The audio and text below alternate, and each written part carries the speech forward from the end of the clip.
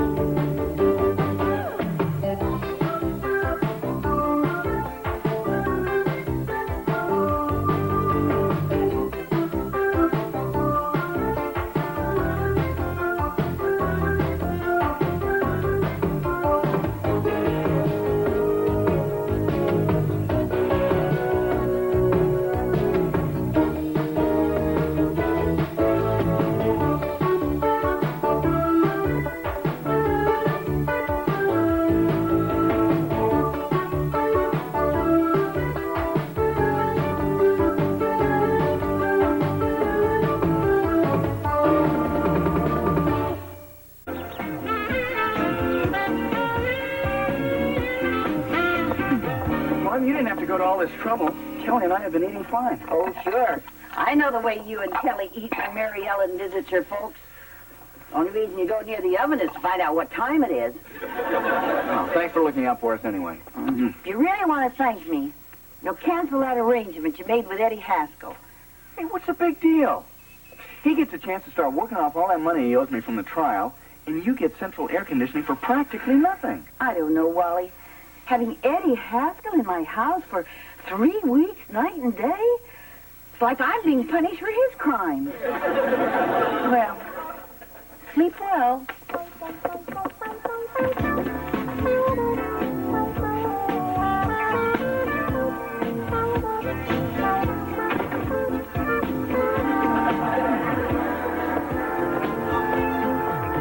Dad. Can I have a pony? I don't think so. How about raising my allowance a quarter a week? Nice try, hon. Well, it worked for JJ. You mean she really got a raise in her allowance that way? No, she got a pony. Yeah, come on in. Hi, Dad. Hi, Kip. Care to join us? No, thanks. The reason I'm here is, well, a power line fell on Dickie Sokolsky's dad's car, and he's okay. Except he can't remember anything about baseball. Or Dickie's name. So we sort of need a new coach.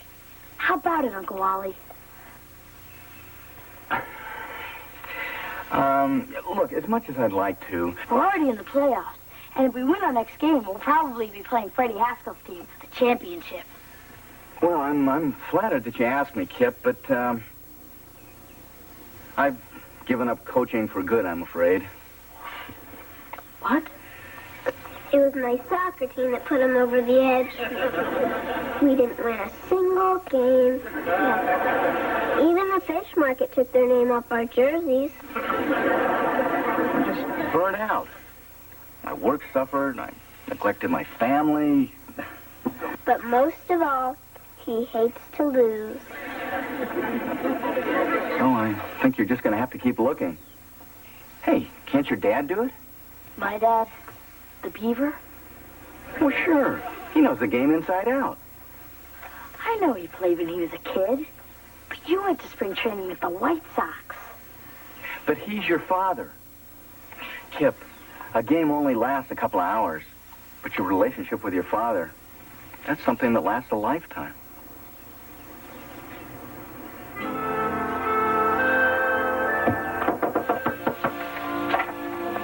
I just got off the phone with George and William. He got the power more down at the baseball field, and he told me that he were playing next week. They have left-handed pitchers.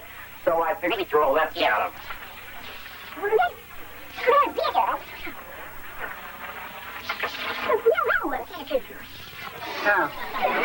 Maybe we could trade that little fat first baseman for one. Can't trade it, Ali. Well, I'll have to think of something else. Dad, can you come outside now? I'll be in a minute. I'm talking to your brother right now. In the shower? I'll be out in a few minutes. Dad! In a minute, son. Dad, I'm very glad you're going to be helping the team. Oh, thanks, Kip. You know, this may sound dumb, but when you get to be my age, well, there's not much father-son stuff a guy can do without your friends thinking you're going soft on them. I know. That's why I'm glad you asked me. Okay, Ollie. We can play now. No time for that, Dad. You see, I was getting my lunchbox out of your car because I looked past a Twinkie in it, and the next thing I knew, it kind of rolled into the street. Well, I hope you didn't eat it. No, Dad. Not the Twinkie. Your car.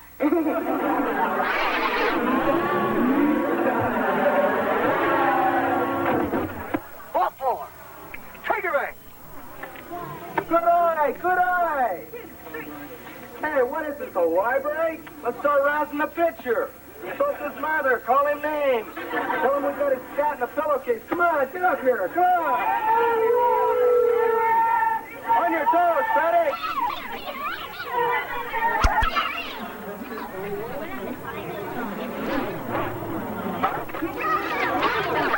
Freddie, all right there.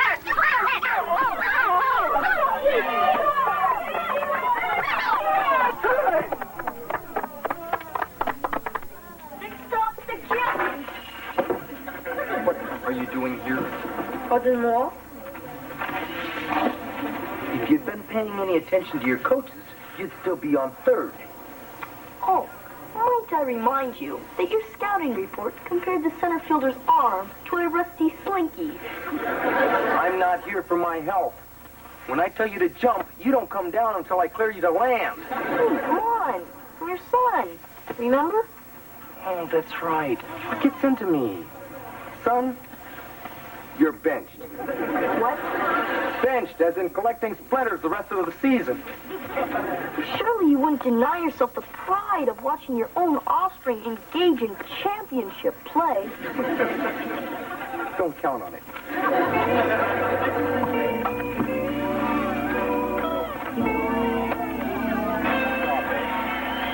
Big hand off. Green, come on, come on. Yeah, you pretty late. Come on, coach. Now do you think it's time to go back to a four-man? 35-yard.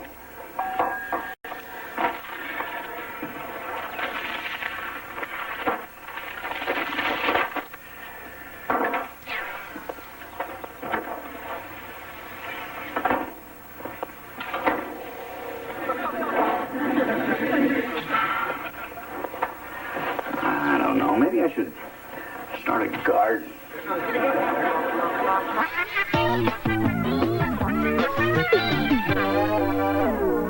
And we'll put the trophy over the fireplace.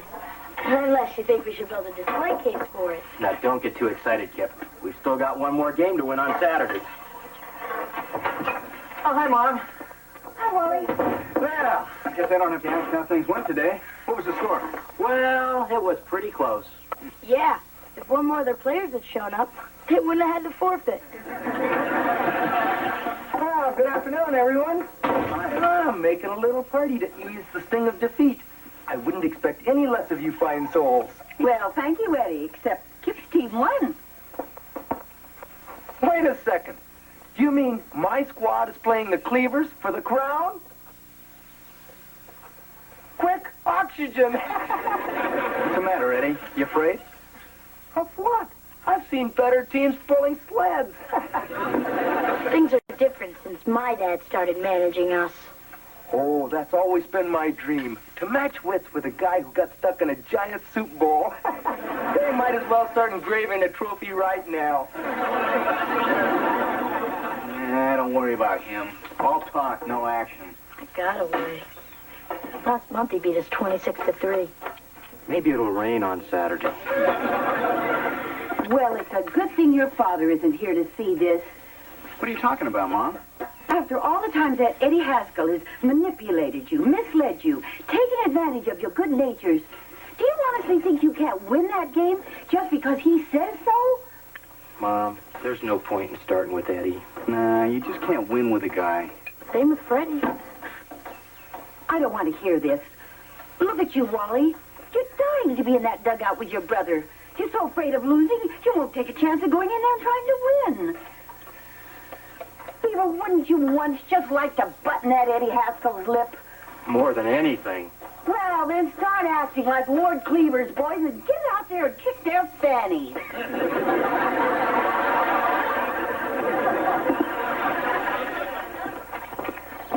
You know something, Eddie?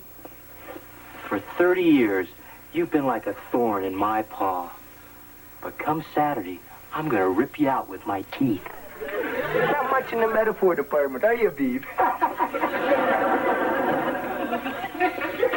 Metaphor department, I want to roll. That's it, Eddie. All you've done your whole life is make people miserable. Well, come Saturday, you're going to be down on your bony knees begging for mercy.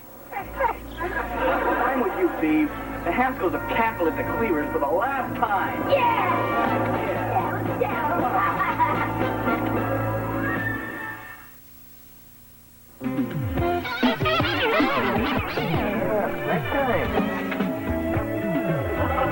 Yep, floor works good now. Yeah, it's you sports.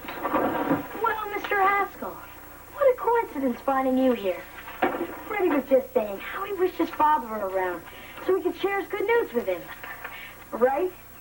Yeah, what he said. Well, I'll just leave you two to have a pleasant father and son talk. Okay. Olive? Oh, no thanks, I had a big lunch. Sir, I thought you'd appreciate my bringing this to your immediate attention. Hey, you got a 92 on the science test. That's out of 100, right? But of course, sir. Yeah, very good. Make a copy of this, mail it to your grandmother. Maybe she'll send you a couple of bucks. Good suggestion, sir. I do hope this stunning academic achievement has inspired you to reconsider my playing in Saturday's game. Play. You're lucky I let you keep your uniform. But, sir, what about my test? What? You want me to name a sandwich after you? Son, I'm doing this for your own good. The real world's a rough place out there. I'm just making sure you're ready to face it. You're too kind, sir. Good afternoon, ladies and gentlemen. Welcome to the Mayfield Youth Baseball League Division A Championship. Today's contest is the undefeated Mayfield Tigers, coached by Eddie Haskell, against the Cubs, coached by Theodore the Beaver Cleavers. Here we are. You know, if there isn't one of you guys who hasn't dreamed of coming up to bat in the bottom of the ninth in the 7th game of the World Series and knocking one out of the park. Today we got the real thing. A chance to find out if you've got what it takes to be the best. $20 right here. All you got to do to collect it is to keep them from scoring a run. Now, I don't care whether you do it by making a great catch, throwing someone out at the plate, or by tripping someone around in third base. Now, if you think you can hit it, then you'll hit it. If you believe you can make a catch, then you'll do it. If you believe in yourselves, you're going to be a winner, not just for today, but for the rest of your lives. Okay, you guys want to hear a big pep talk? You go rent Rocky Street. All I got to say is you deserve to be here today, and I've really enjoyed coaching most of you this season. Well, come on, guys, let's get out there and win.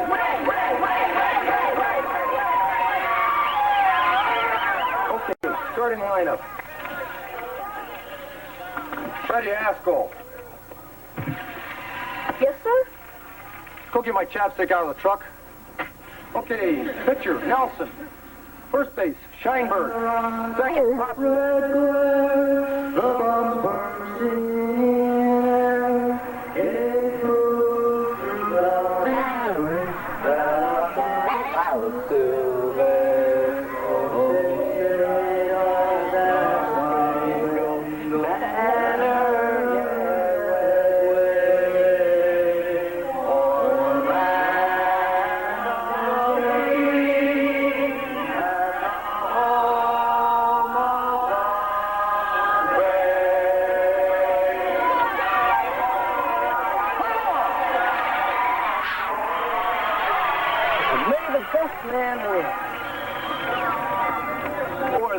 plays the best.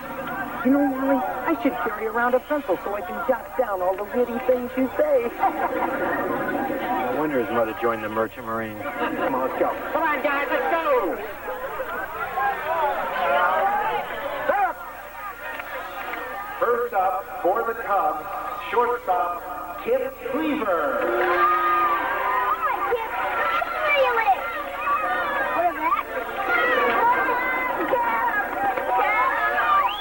Wait for it. You can do it. You can do it. Come on. Here we go. Here we go.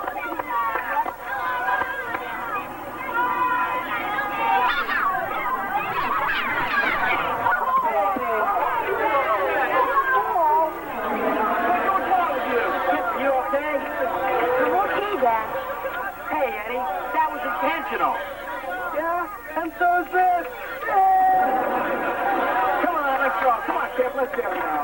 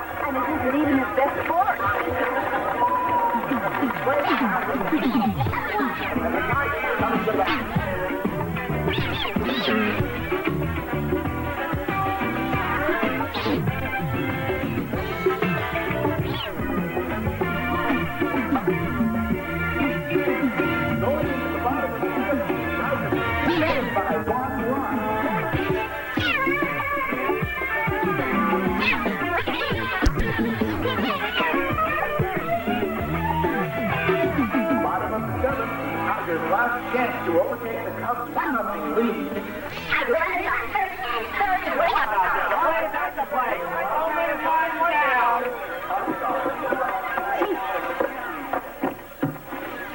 Hey, Roberts, where do you think you're going? You're up to bat, you lunkhead. Look, Coach, I'm really late. I got to split. So what's more important than this game, pray tell? My great aunt's funeral. So another 5 minutes won't make any difference to her. With you, Robert. No sense of priority. Going to Chief Beaver. We are awaiting word on who the hell will be.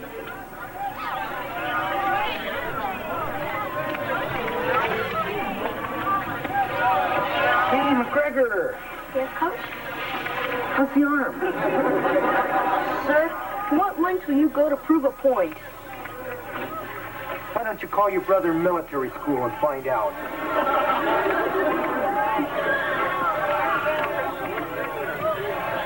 All right, go ahead. At least we'll have somebody to blame when we lose. Skating for Dylan Roberts, number 9, Frederick Haskells. Hey, Freddie, let's walk him. Come on, he's a Haskell. Can't give him anything. Let him work for it.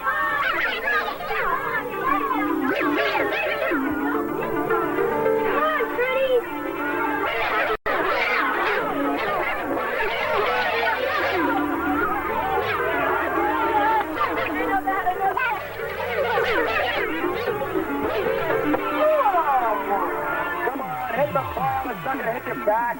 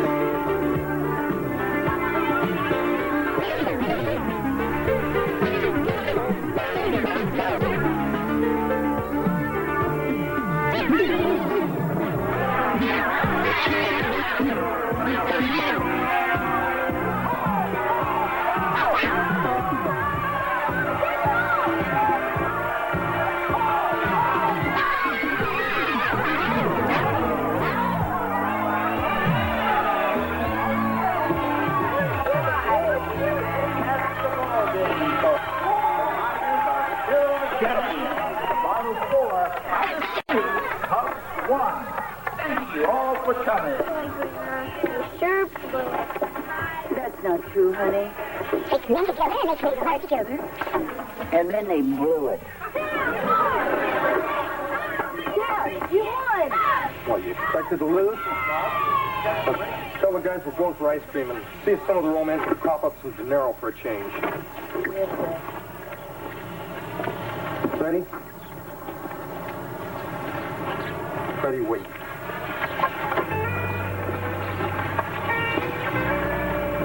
I'm very proud of you, son. You've never said that to me before, sir. Well, there's been a couple of times I've wanted to. Look, I don't express myself well with words. It'd make you real uncomfortable if I... Hugged me? Yeah, something like that.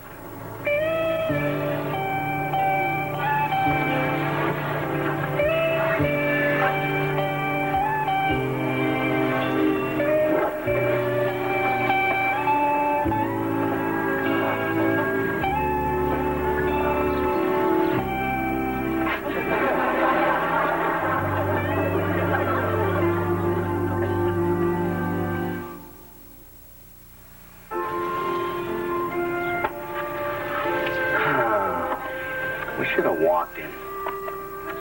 Could have had that ball. Just a little better jump. You played a terrific game, Kip. You've got nothing to be ashamed of. Dad, nothing to be ashamed of. It's just a polite way of saying you lost. Kip, I know how much this must hurt right now. But every day the hurt's going to be a little less, and pretty soon you're not going to believe you ever could have felt this way. It's really true, Uncle Wally.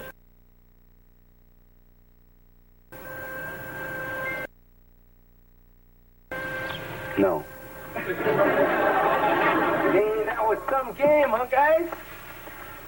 Go ahead, Eddie. Start gloating. I'm ready. Hey, what are you talking about? Your team was in control all the way. And we just got lucky. Sometimes that happens with a better team. Could have gone either way, guys. Yeah, you guys did a great job with that club. You deserve the trophy, not us. No, you guys went fair and square. That was a great hit, Freddie. Not like the ball you put out of the park. Hey, did I see your dad hug you? No, I was just choking on a piece of hot dog. Hey, why don't you guys invite your team to join us for some ice cream? My treat. Well, that's a nice gesture, Eddie, but I insist on picking up the tab. Okay, if you insist, then thanks, Coach. See you there. What a rotten trick. Turning into a good sport. Now I can't even get the satisfaction of hating him. Yeah, you just can't win with a guy. Oh, well. Maybe next year.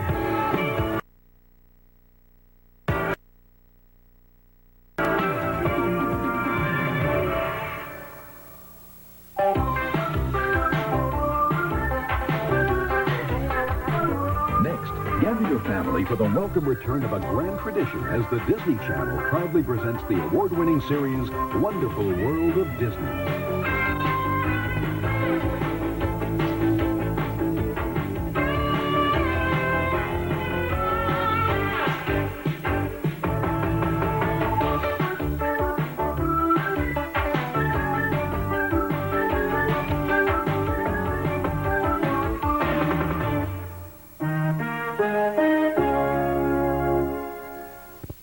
Leave it to Beaver. No, Kelly.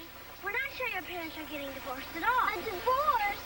You think my parents are getting a divorce? You know, Kelly, you may not believe this now, but sometimes the biggest changes are the best for everybody.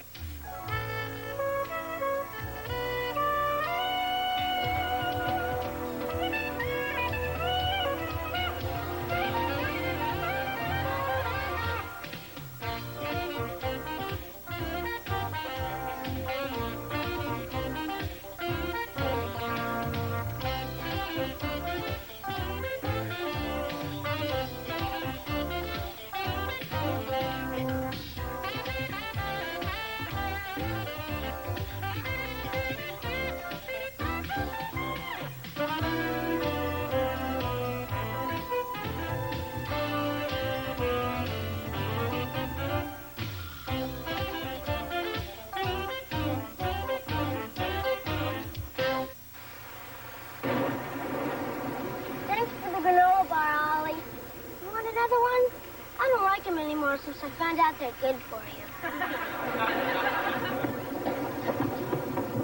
Look at this rain in my hair. I can't walk into school looking like this. Why don't you put on your poncho and keep it dry? Hey, I'm in the 8th grade now. If I walked in with this thing on, guys would be giving me the business for months. Have any granola bars left, Ollie? Your mom's still not cooking, huh? No. And I hope she starts again soon. I can't take Dad's little black baking bits much longer. She sure has been acting strange. Probably the weather. I haven't felt much like cooking either. It's not just cooking. She doesn't eat with us, she goes to bed early, and she's cranky like the mothers on the headache commercials. Your mom goes to bed early, huh? Way before Dad. Before, they used to sit on the couch after dinner, and he'd nibble her ears and play with her toes. But they don't do that gross stuff now. Yeah, our parents used to do that kind of stuff too until what? Did I ever show you my appendix scar? Until what, Oliver? He wasn't saying anything. Just a kid. Yeah, just a dumb kid. Something's going on here. No, nothing. Right, Ollie? Right, Ollie. I mean, kid. I mean, Leslie. See how dumb I am. Wrong, isn't it? We're not sure. Are we, Ollie? No, Kelly. We're not sure your parents are getting divorced at all. Way to go, Ollie. A divorce? You think my parents are getting a divorce? Kelly, we're not trying to get you all worked up. It's just that our mom used to do jokes like that before they split up. I don't believe you guys. My parents are not getting divorced. That's exactly what we said. Even after that night when she threw baked potatoes at us. Would you guys cut it out? There's nothing wrong with my family. You're right, Cal. There's nothing wrong with your family. But if there was, how would I know for sure? Well, our parents told us at a fancy restaurant. I guess they figured we wouldn't scream or nothing. There's Lumpy. Let's go. Geronimo!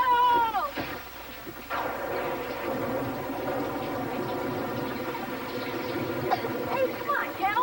What's the matter? Mom and Dad said that we were going someplace fancy for dinner tonight.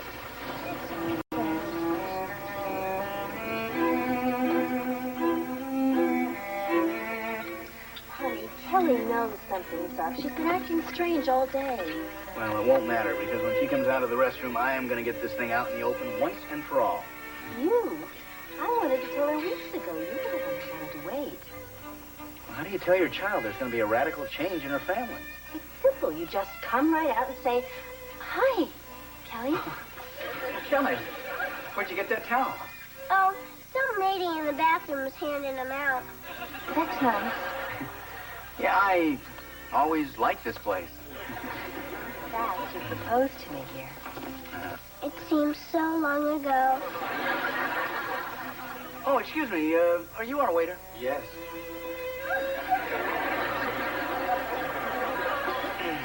They're, very busy here. Well, what looks good to you, honey? Oh, I don't know. Maybe we should have the family special. Why bother? Oh, excuse me. We're ready to order now. Good.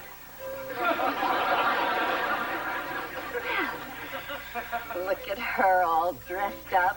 She's such a big girl. Yep, she's our big girl, all right. Our big girl. In fact, you're such a big girl that we can talk to you about anything now. Because you're such a big girl.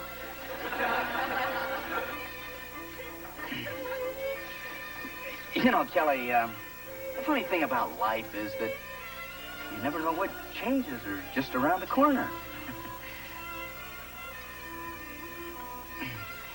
You may not believe this now, but sometimes the biggest changes are the best for everybody.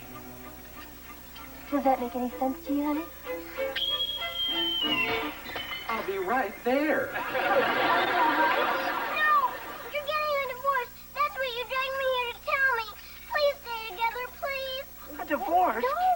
Kelly, No, Kelly, honey, we brought you here to tell you that we're going to have a baby. A baby and a divorce? How many lives can you ruin? Kelly, I don't know where you got that idea. Your father and I aren't going to get a divorce. We love each other. You mean you're really going to have a baby? Yes. It's pretty exciting, huh? It sure beats getting a divorce.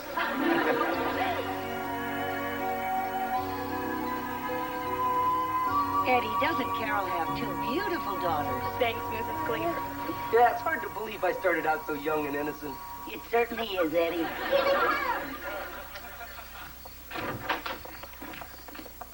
Surprise! What's going on here? Well, Kelly had her surprise. Now it's your turn. Oh, honey, thank you. Oh. Peggy, thank you. Oh, thank you. Oh, Nina. Look at her, she's playing. Well, what's she supposed to do, make coffee? This is from Beaver. He wanted to be here tonight, but he had to stay late. He had to work on the Xerox machine. It's his training session. Nice. And this is from me and Gertie. Oh, Eddie, you didn't have to do that. Yeah, that's what I told her, but she got him anyway. Yes, you old dog, you're a lucky guy. Oh, I sure am. Especially because I'm not the one who's going to be blowing up like a beach ball. Yeah, it's sure going to be neat having a little baby in the house again. Hey, how you doing, little princess? Wait, sleep right Do grown-ups always act like this around babies? Yeah. Sleepy, isn't it? You'd think in 6 weeks a kid do more than sleep, cry, and slobber. A baby squirrel would be walking on telephone wires by now. Don't you like having the baby around? I thought I would, but now that she's here, they don't even know I exist. Come on. You're probably just imagining stuff that isn't there. Like when Kip and Ollie thought my parents were getting a divorce. You might have been better off. Did you hear them? I've got all my teeth. I've had 2 years of ballet, and all they do is take pictures of Baldy. Hey, I still think you're cute. Thanks. I needed that. Things are a lot different now. Mom and I used to do things together, and I'm nothing but a built-in diaper changer. And by the way, make sure there's the disposable kind. Kelly, come in here, honey.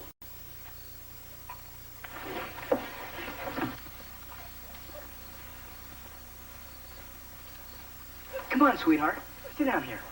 Here, I want you to see how much fun you're going to have. I'm not sure about this, Dad. Oh, now, come on. Don't be nervous. She won't break. Isn't that adorable? She's going to make the most wonderful big sister, our big girl. That's right, kid. When the Cleaver egg hatches, you're going to be punching in full time. They're going to have you changing and feeding and babysitting. Yeah, if you're lucky, they'll give you a few hours off at Christmas. Mrs. Morgan, will you take her, please? Sure, Kelly. Thank you. Kelly, sweetheart, where are you going? I'm a big girl. I can go wherever I want.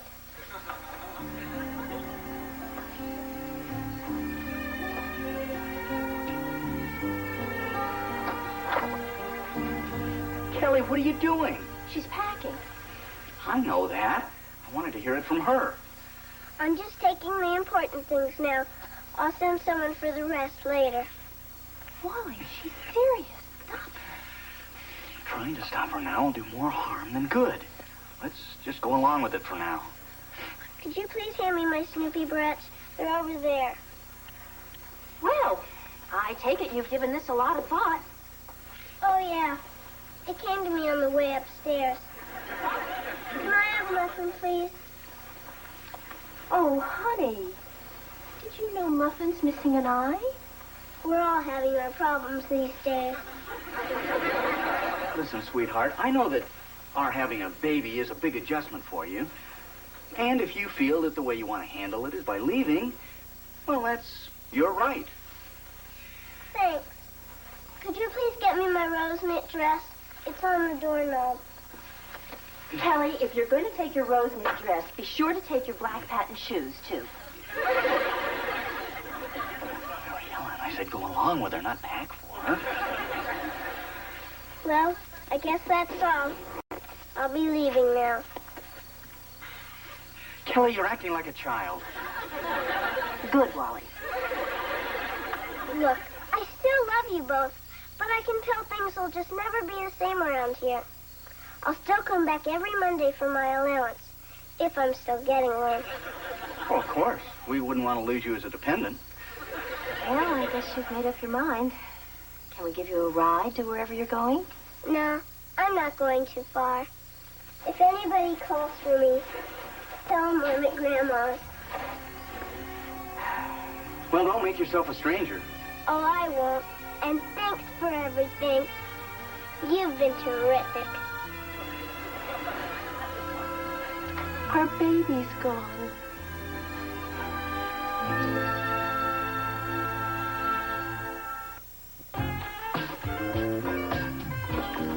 Mom, eggshells have protein, don't they? Yes, dear. But if you want your omelet crunchy, I'd suggest green peppers. You'd think they would have invented something to do this for you. They already have. It's called a mother.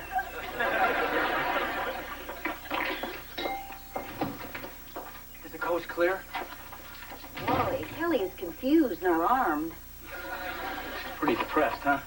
Well, under the circumstances, I think she's doing fairly well. Fairly well? She's having the time of her life. Great. Mary Ellen and I are home worried she's crying her heart out, and she's over here dancing with a beaver. Maybe it's time for me to go floss again.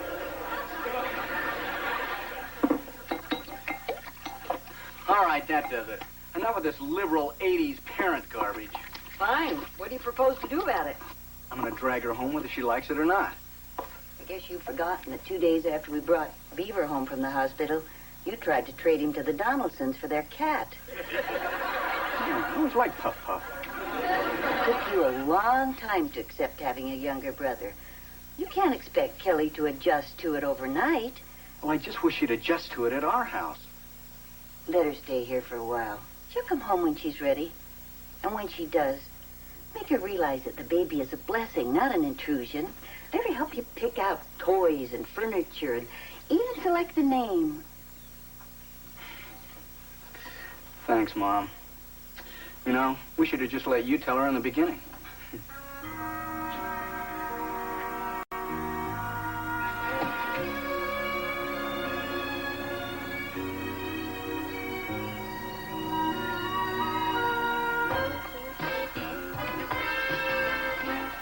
Community chest. How about that? I won second prize in a beauty contest. Ollie, will you stop playing and put your stuff away? You heard, Dad. We can all stay up later if the room's clean. It's not fair. No matter how late they let me stay up, you'll always get to stay up later. Look, Ollie, if you let me out of jail, I'll help you clean up. Deal. 2 more minutes left. Dad, how come Kip always gets to go to bed at 10:30, and I gotta go to sleep the same time the kids in Hawaii are eating lunch? Oliver, we've been over this before. Kip is older than you. And when you get older, then you can have more privileges. He gets all the privileges. Time's a wasting, guys. If you meet your deadline, then you can each stay up a half hour more than usual. Oh, and may Allah be with you.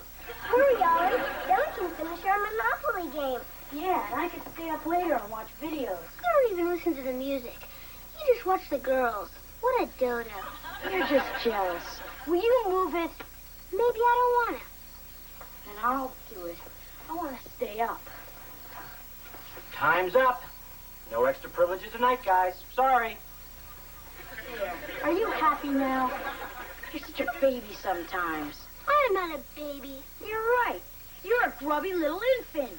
Yeah? You're a goofy glob of nothing. Baby, baby, baby. Ow! Uncle Beaver, quick! They're covering each other! Stop it! All right, guys, come on, right now. Come on, break it up, break it up. All right, guys, right now. He started it. I did not. Carrot Top did. All right, guys, now wait a minute. If you can't agree on anything, you can both just spend the entire day tomorrow in the house. But, Dad... No buts. Now, you had your chance. Maybe next time you can take advantage of it. Thanks, Ollie. I've got a big baseball game tomorrow. Now I'll miss it. You better stay away from me for the rest of your life.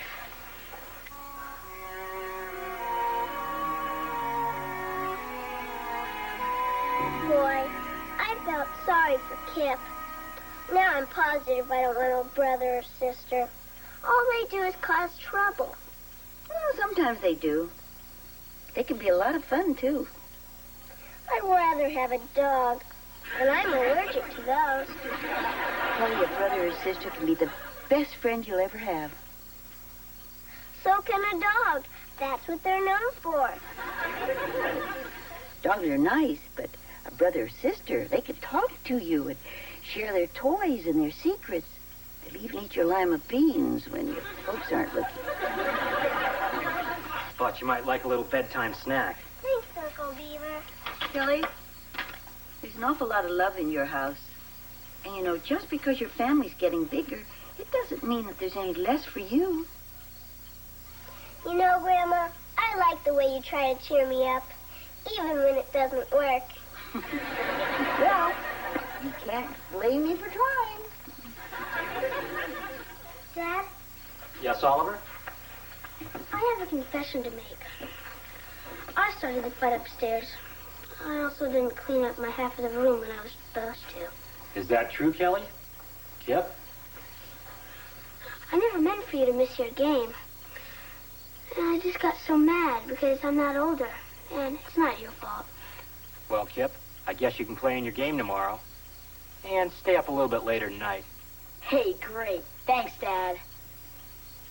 And thanks, Ollie. It takes a real man to admit what a creep he's been. Aw, thanks, Kip. Does this mean I don't have to stay away from you for the rest of my life? Sure. You know that $5 I owe you? Yeah? Well, here's one of them. I'm gonna die. Dad, am I still grounded? I'm afraid you can't wiggle out of that. But I'm very proud of what you did tonight. And I'm going to make sure you get back those other $4. Well, I guess the least I can do is go upstairs and pick up the stuff that's getting moldy. Wait a minute. I'll give you a hand. I love this father-son stuff. Boy, Ollie sure was brave. Sure was. I wouldn't touch any of this stuff under his bed. No, I mean about admitting what he did. Once in a while, a little goof will really surprise you. He was mean to you, and he got so mad at you. I sort of don't blame him for being mad. I do have it better because I'm older. He still does a lot of nice things for me, though. Like what? Well, once he wet my towel for me, so Dad thought I already took a bath. Really? Yeah. Then last year, when I wiped out on my skateboard and broke both arms, he brushed my teeth for me. I guess a younger brother could come in handy. Especially when all my friends are busy. I always have Oliver to goof off with. He'll do lots for me if a friend wouldn't, like that $5 he loaned me 3 years ago.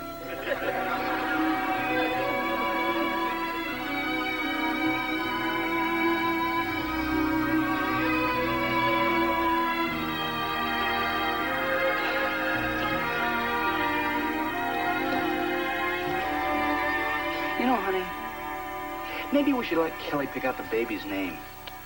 That'd get her involved. I don't think that's a very good idea. We could wind up living with someone named Kermit or Dad. Kermit Cleaver. It's got a nice ring to it. Honey, I don't think so. Kelly! Oh, Honey, it's Kelly. honey. Oh, hi, pal. I just want you both to know that it's all right with me if you have that baby. I think we can make it work now. Oh, honey, I'm so glad to hear you say that. But what made you change your mind? Well, when you told me about the baby, I just thought of the bad stuff. I didn't think that maybe one day I might need somebody to brush my teeth for me. Well, it's time for me to go to bed now. Good night, Dad. Good night, honey. I love you both. Good night, baby. I can't wait to meet you.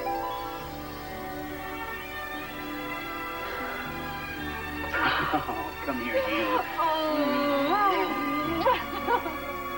We're glad you're here. Oh, you bet.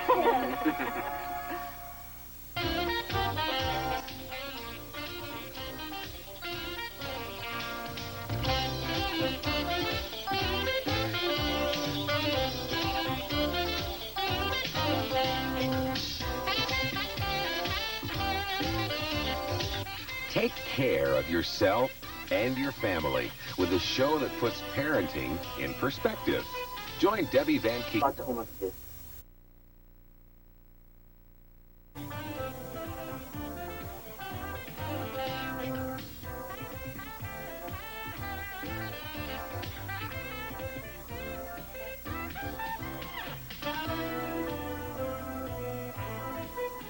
The new Leave It to Beaver.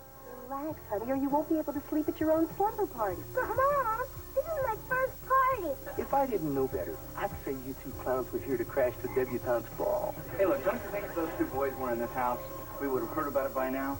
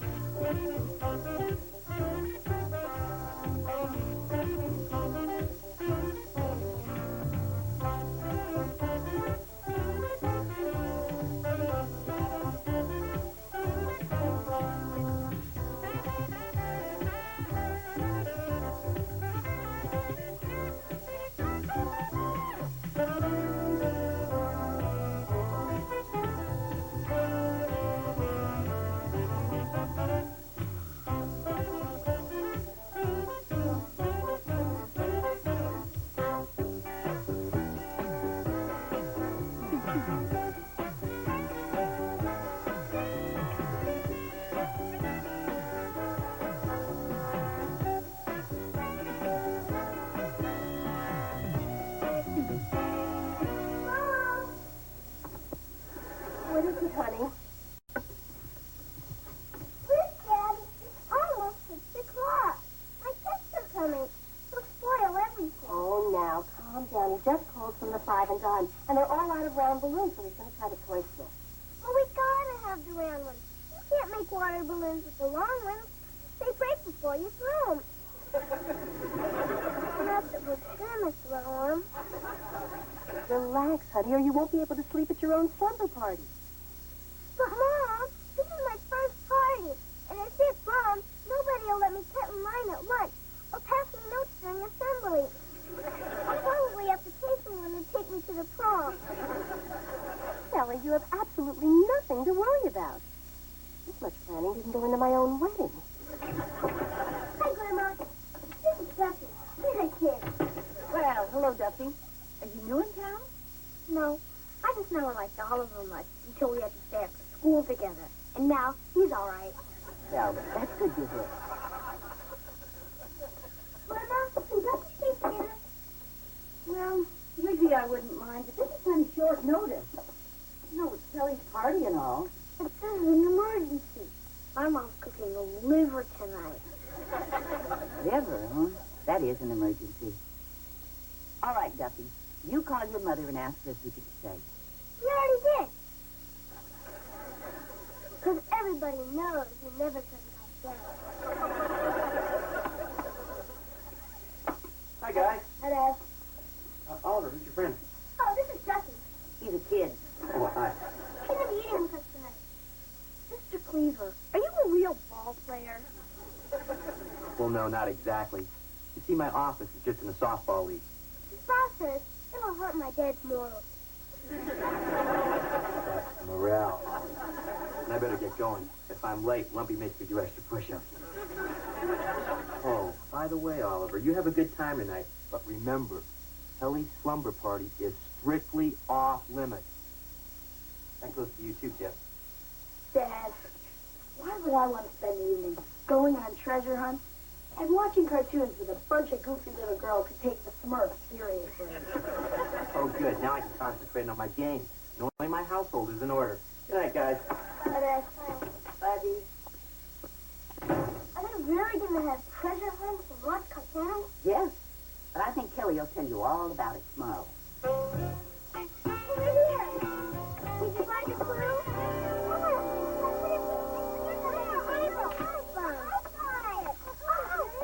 The main one here.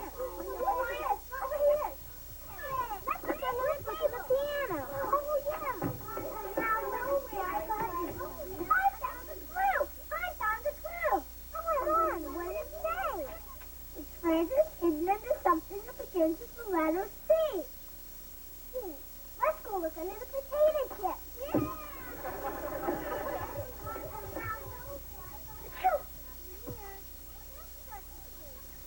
Heather, how are you? Allergic. Did you get a pet? I have to take 2 of these if you did. Well, not unless one sneaked in while we were at the pancake house. Well, I better check them anyway, just in case any of your pillows got duck feathers in them. Fun kid. I get it. Hi, Peggy. Hi, Mrs. Cleaver. This is my cousin Rebecca from Chicago. The suburbs, to be exact. Hi, Rebecca. Thanks for walking Peggy over. Can you find your way back? Well, actually, my folks are going out this evening, and I wondered if it would be okay if Rebecca came to the party. Oh, well, gee, Rebecca. I mean, all the other kids are much shorter than you. No sweat, Mrs. Cleaver. Don't worry about me. I love children. Well, come on in.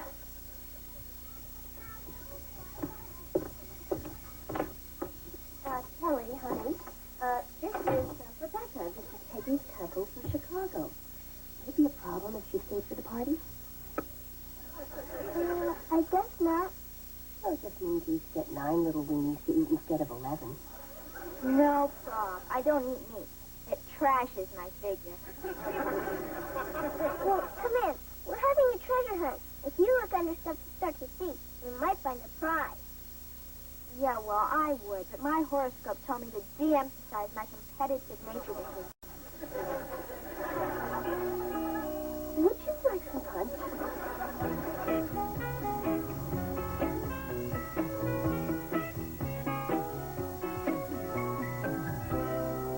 Pretty fun game, huh, Justin? Yeah, fun. Who's winning anyway? I don't know. I stopped keeping score an hour ago. Who's winning then? It was either you or me. It was 279 to 263 with Dumpy in the lead. Thanks, Skip. Don't mention it. What do you want to do now? I don't know. What do you want to do? You want to throw rocks in the dryer? I know.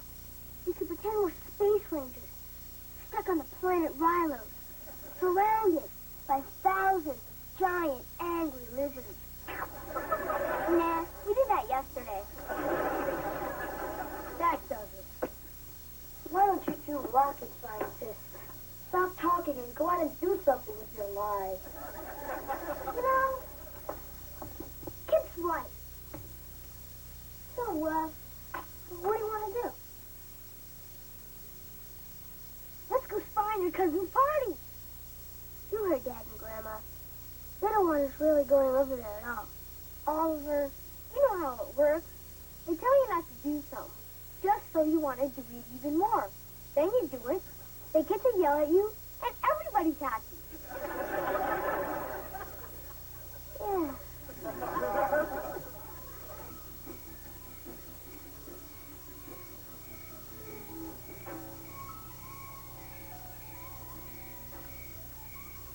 Duffy, I really don't think we should be doing this.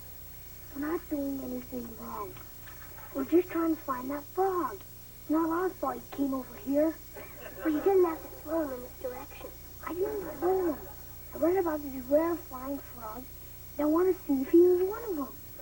Oh. There he is.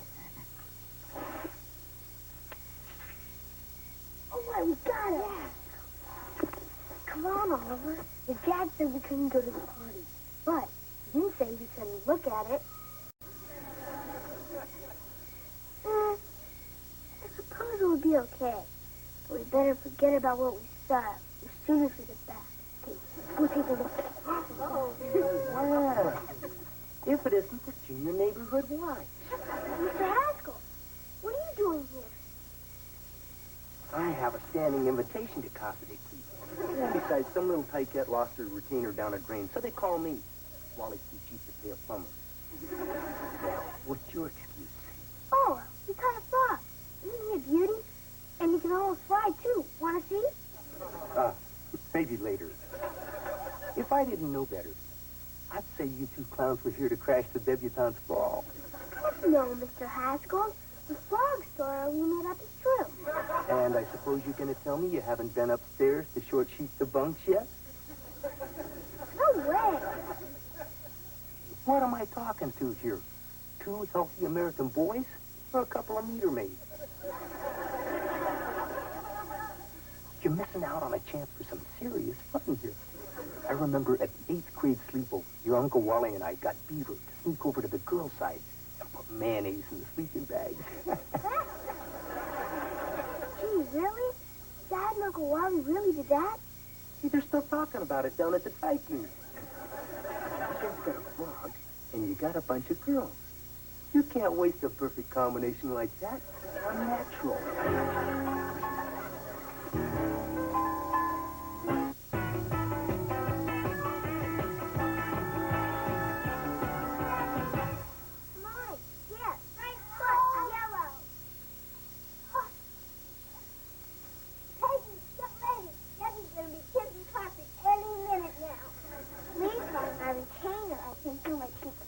Already. Oh, honey. Oh, great. We'll find it. Come on. Yeah, I think I can get it, Wally. But I'm worried about the electric wires near the pipe. You're going to have to cut the power. Yeah, okay. Hey, girls. Girls, don't be scared. We're going to turn the lights off for a minute. Breaker box is outside.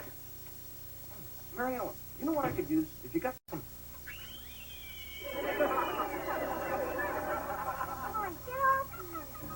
Mary Ellen, have you got some rags?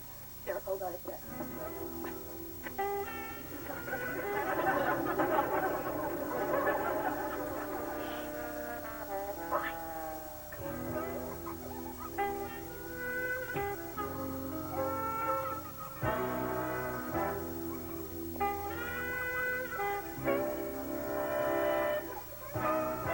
Eddie, will you hurry up?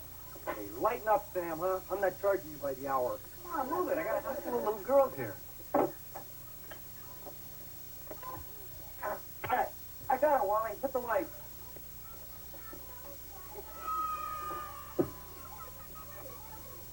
Thanks, mister. My mom said if I lost another one, I'd have to pay for it myself. Well, maybe you'll think about that next time you decide to toss your cookies in the sink.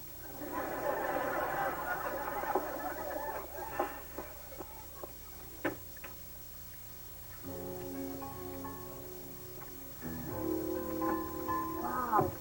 Look at all this gold junk. Yeah. Have you ever been alone in a girl's room before? Once. But I was with somebody.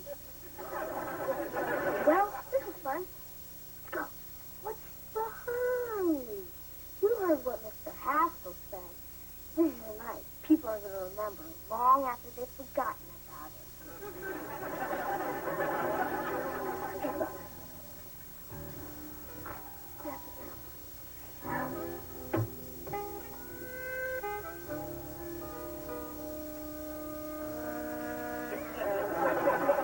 Good luck, Mr. Froggy.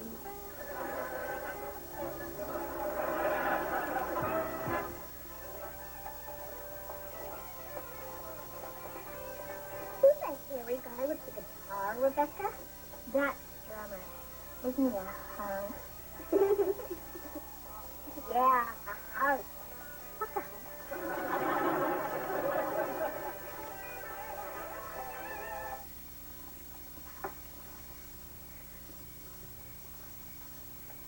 Look, I'm Cinderella. And she's Cleaver Fly.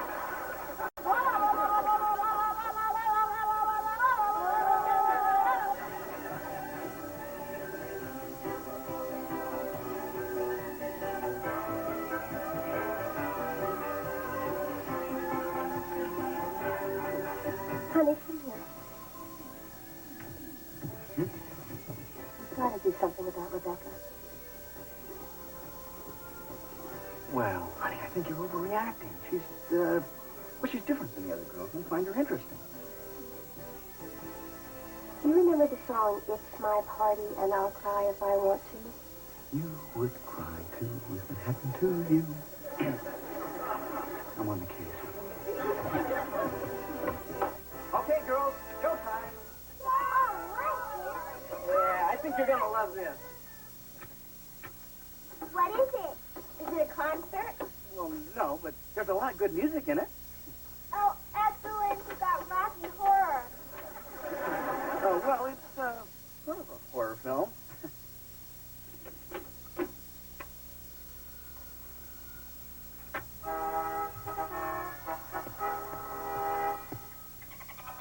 Flipper's Hawaiian Adventure.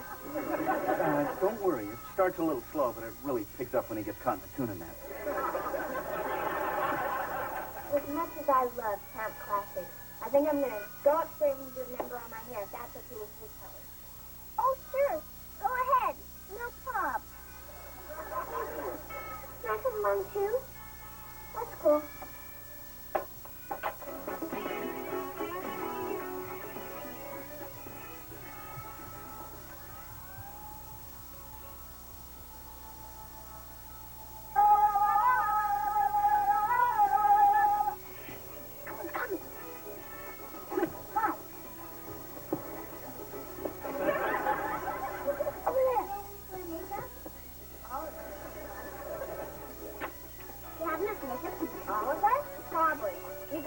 Small things. You can. Maybe I should do this. The place might load up. Whatever. Did your mom let you wear earrings to school? Of course not. I'll wait till after I leave the house to put them on. Oh. Okay. Who wants orange eyelids? I do. Oh, this is pretty. What are you going to do, Molly? Come here, Molly. Come here. I wonder what they've been doing up there for so long. Probably something absurd, like holding their breath until they faint. We better go up there and take a look. They may be reading the diary. I don't have a diary. Well, we better get up there before they find that out. You say that now, but one day you wouldn't think of having a party without boys. Now with Twilight boys will probably make me freak out. Does that make us jump come off easy?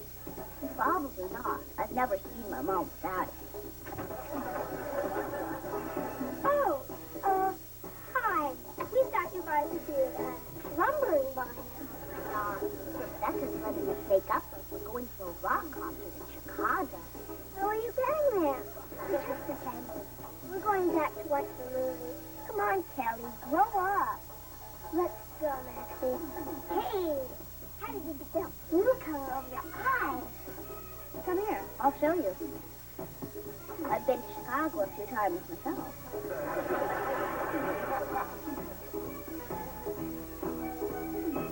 Rebecca, can you do something for me, too? Sure. Why don't you start by doing something with that hair? My hair? I don't know. No problem. If you don't want to do this, just go back downstairs and see how the big fish is doing. What'd you have in mind? Let's just use our imagination.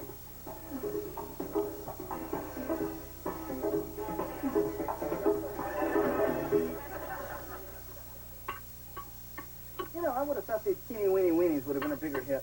Yeah. Next time we'll have to try those teeny tiny tacos.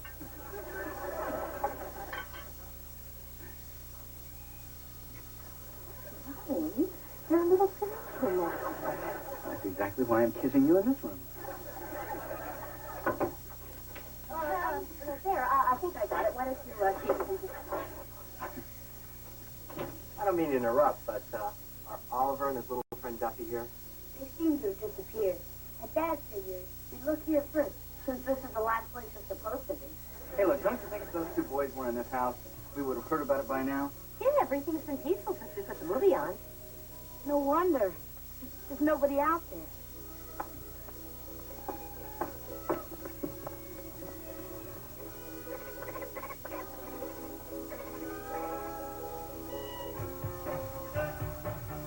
That is so awesome. I love it. Wow, Kelly, you look different. I know.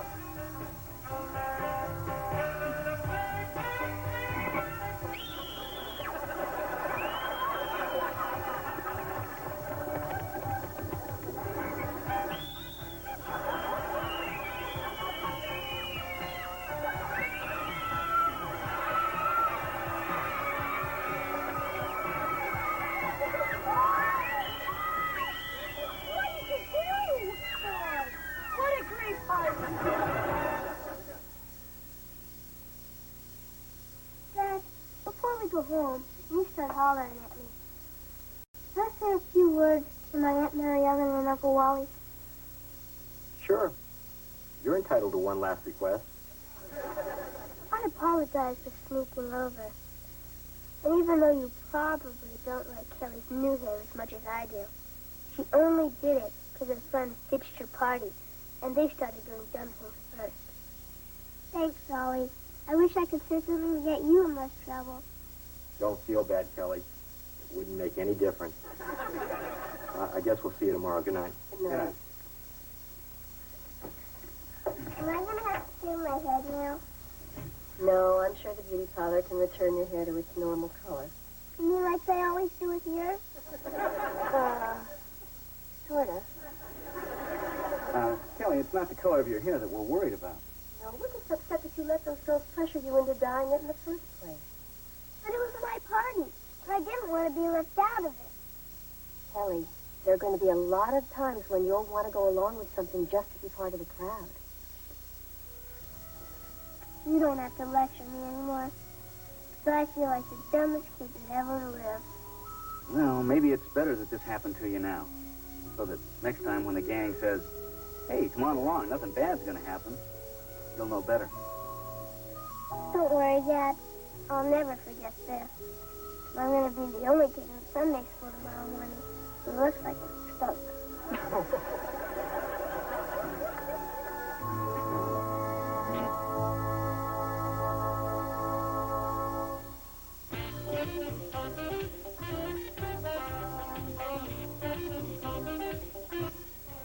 Cool pool, bulletproof.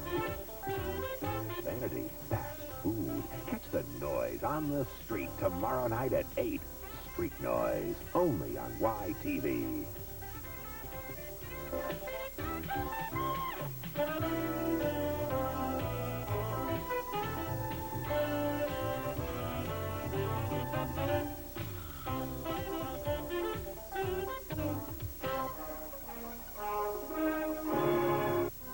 Episode of the new Leave It to Beaver.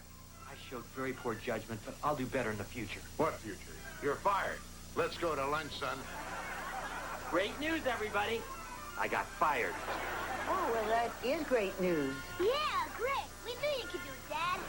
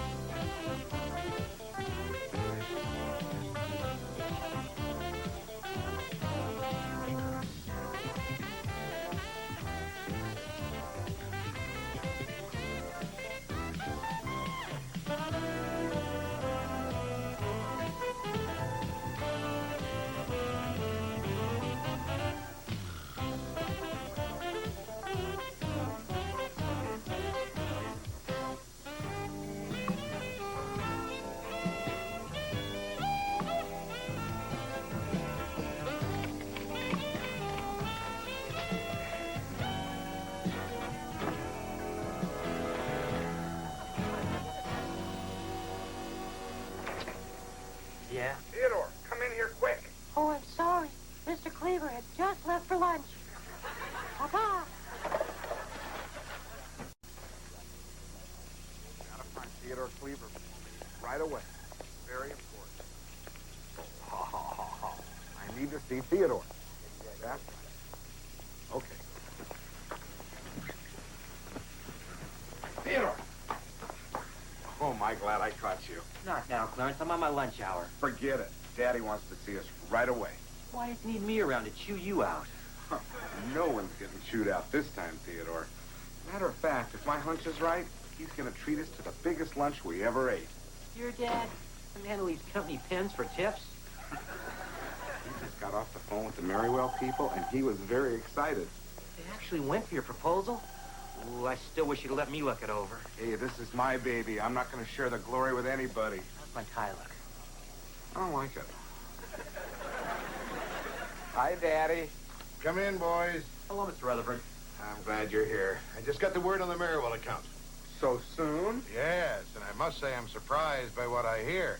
I've just got to know which one of you boys put those figures together. Well, Theodore and I have done some fine work together in the past. But this baby is all mine. I should have known. You big oaf! You're the idiot that cost us the biggest account this company has. 28% of our pre-tax income down the drain. A common house pig with half a brain wouldn't foul things up this badly. Daddy, remember my asthma. How can I forget 6 years of asthma camp? I think I treated you like my own son. I am your son. Don't remind me, you spineless jellyfish. Excuse me, Mr. Rutherford, sir. What is it, Cleaver? Well, it's about the Merriwell account. It really wasn't Clarence's fault. What are you talking about? Well, sir, you see, I made some last-minute changes in the figures that Clarence wasn't aware of, so you can stop yelling at him. That true, son? Well, yes, he says so. Yes, it's true, Mr. Rutherford. I showed very poor judgment, but I'll do better in the future. What future? You're fired. Let's go to lunch, son. Yelling makes me hungry. Gee, you really didn't have to do that. I never realized what a great friend you really are. Thanks. Thanks?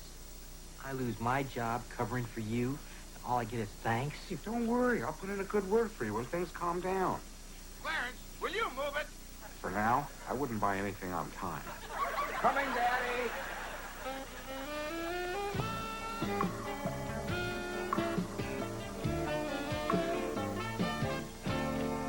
Hey, everyone. I'm taking ticket orders for the school talent show. You and J.J. Rutherford? I heard you practicing last night. No, thanks. Is that what that was? I thought maybe some cats were fighting. Nah, we're not going to be critical, Oliver. Remember, you didn't even try out for the talent show. That's because he doesn't have any talent. I do, too. I can make neat noises with my armpits. Want to hear? Oliver, didn't we discuss that last time Aunt Martha was here? Okay, troops, fall in. Oh, hi, Wally. Want some coffee? No thanks, Mom. I gotta be at court this morning. Well, if you're running late, Beaver can drive the children to school on his way to work. I'm not in that big of a hurry. My client's guilty. Come on, let's go, huh? Bye, doll. Bye. Bye, love. Have a good day. Morning, Counselor. Oh, hi, Eddie. Mr. Haskell, would you like tickets to my school talent show? Only if you're handing out air sickness bags at the door. Ignore him, honey. I do. Bye, Mom. Bye, honey. Good morning, Mrs. Cleaver. Hello, Eddie. And might I say, that's a lovely oven mitt you're wearing. Oh, well, thank you, Eddie. I always like to look my best for you. It does my heart good to see the Cleaver sense of humor unaffected in the midst of young Theodore's latest tragedy. Oh, and I hope these provisions will help see you through the hard times. Eddie, you been eating lunch behind the tar truck again? Oh, please, you don't have to hide your pain from me. We're like family. Eddie, don't say that. What's this all about? Wait, you mean the Beef didn't tell you? Old man Rutherford gave him his walking papers. Beaver's fired? Yeah, I got it straight from the lump. He's history. Out on the street. Adios, muchacho. Kaput. But I'm sure the Beef will bounce right back again. Oh, would you mind signing a receipt for this so I can deduct it as a charitable contribution? Well, now, Eddie, that's a very nice gesture. But we're not scraping the bottom of the barrel just yet. No breakfast for me. I'm off to the office. Oh, hi, Eddie. Oh, and Mom, don't hold dinner for me. I'm going to be working late tonight. You know, this reminds me of an old Alfred Hitchcock show. This guy got fired, but he couldn't tell his family. So every day for 3 years, he pretended to go to the office. One day, something finally snapped, and he went back to see his old boss again. Only this time, he had a bomb in his briefcase.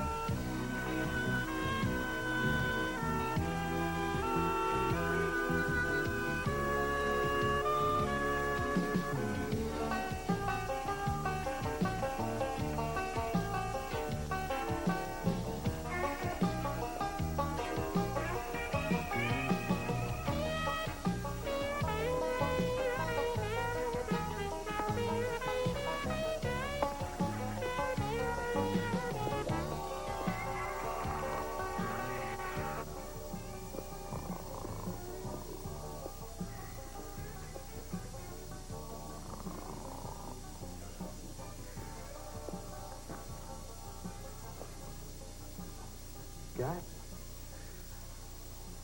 Got? Who's there? Who is it? It's me, the Beaver. Beaver? You know, Got.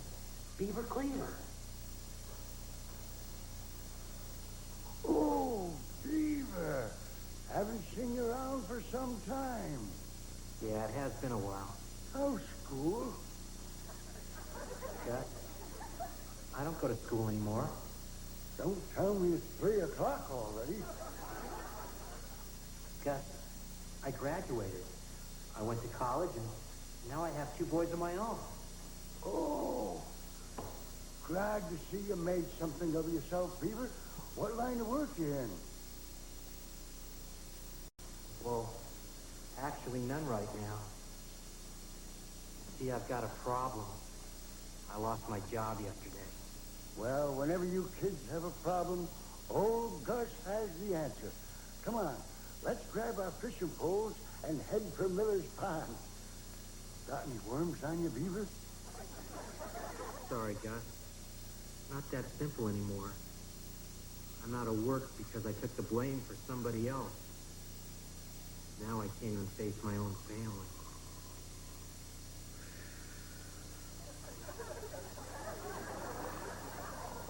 Gus?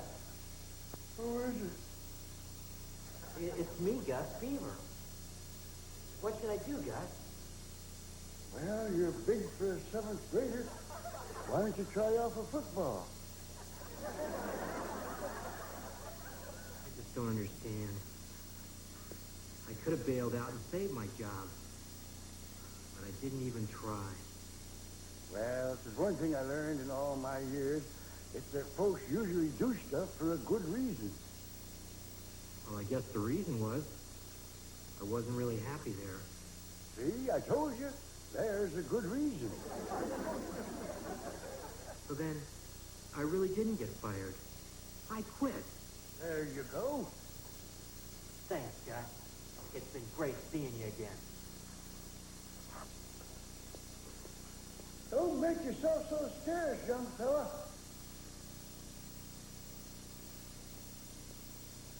Make one heck of a linebacker.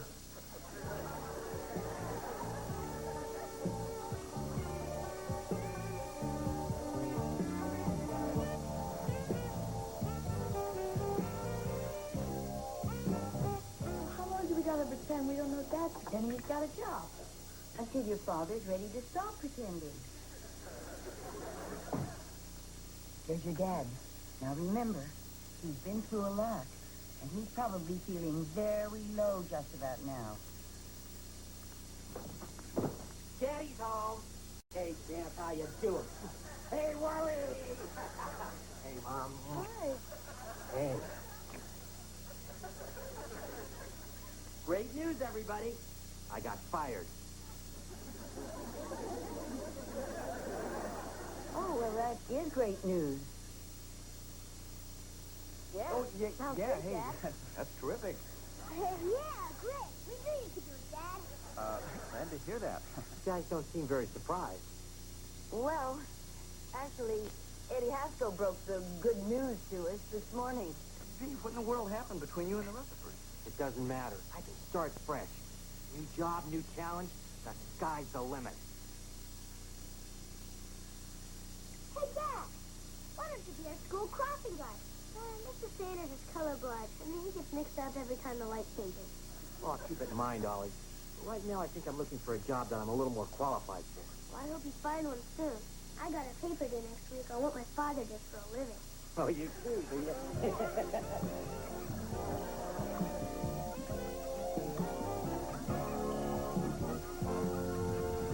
Ladies and gentlemen, Kelly Cleaver and J.J. Rutherford.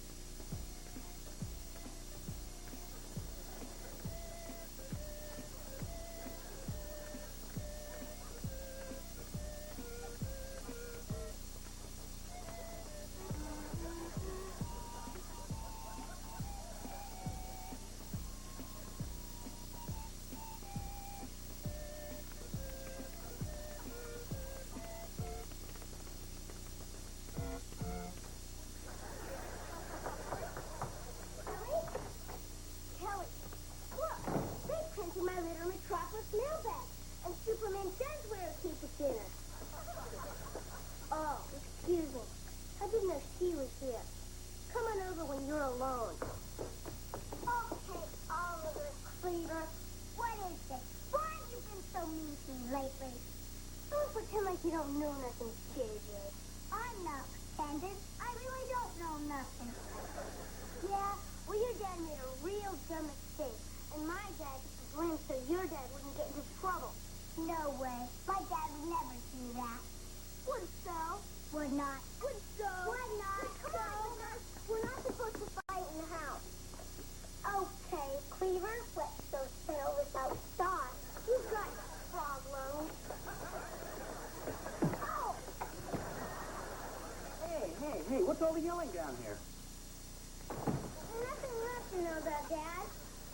Mr. Cleaver, Oliver's been making up stories about my dad, and I'm a guest in your house. Tell her, Uncle Wally. Tell her what Dad told you when I wasn't supposed to be listening. Yeah, JJ, I think that... Oh, I think I have to answer the door. Oh, hi, Lon. Hi. Are you ready, honey? We have dinner reservations at 7. Let me just get my book. Did you move yet? No. Why? Because my dad said you wouldn't be able to live with yourself.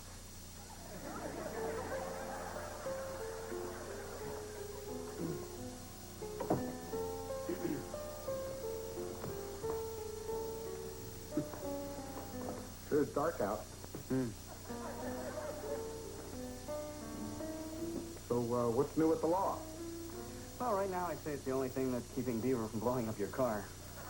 Give me a break. You know there was nothing I could do. I mean, it's a jungle out there. Dog eat dog, big fish eat little fish. Yeah, come on, who do you think you're talking to? Marlon Perkins? I know what happened over there. You were afraid to stand up to your father, like you've always been. That's not true. When he told me to buy a blue Mercedes, I bought a red one instead. Yeah, when he was out of town. Look, it was the same thing when you were 15 years old and he made you take tuba lessons. You never did tell him how much you hated it. You know, you just can't talk to my dad the way you could talk to yours. Will you look at yourself, Lump? He's got you so afraid you can't even admit the truth. Hey, you're bright. Some people are so inconsiderate. Clara? That's my little mushroom? Oliver said you let Mr. Cleaver get fired because of something you did. I told him my dad wouldn't do anything like that. It's not true, is it? What's Sitcom? About Mr. Cleaver's job. Hey, tasty cone. Why don't we stop and get a triple scoop of sprinkles, just the way you like it? No thanks, Daddy. Let's just go home.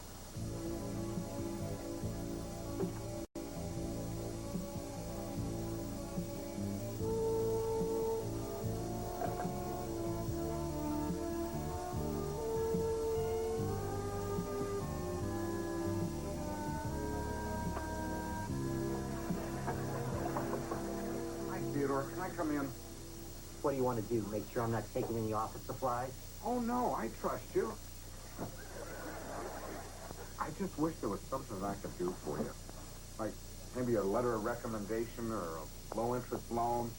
Anything. Still here, Cleaver? Might as well take your last paycheck. Save me the stamp. Thank you, Mr. Rutherford. Yeah, I'm sorry it had to turn out this way, Theodore, but I want you to understand I don't take this lightly. I liked your father because, well, he was a loyal friend, a hard worker, and a very average golfer. Too bad the only thing you inherited was the hitch in his swing. Daddy, you really shouldn't say those things about Theodore. Are you contradicting me?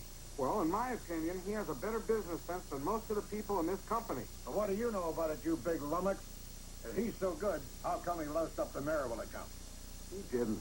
I did. I can't lie anymore. I'd like to be able to look my daughter in the eye again. Are you telling me you lost the account, you big oaf? I'm not an oaf. I'm not a lummox. I'm a grown man with a family of my own. We're all human. He shouldn't fault somebody for trying to do the very best he can. And another thing, no more tuba lessons. Well, what can I say except it takes a big man to stand up to his father and a bigger man to admit his mistakes. I'm proud of you, son. Gee, thanks, Dad. You're fired. Fired? Cleaver? Welcome back. Teeing off at 3 o'clock. Care to join me? Thanks, Mr. Rutherford, but, no thanks. I really wasn't happy working for you. You're not supposed to be happy. You're supposed to be working. Well, you can call me a dreamer, but I'm going to try and find work where I can do both. Well, Cleaver, I respect your sunny optimism, no matter how boneheaded it is.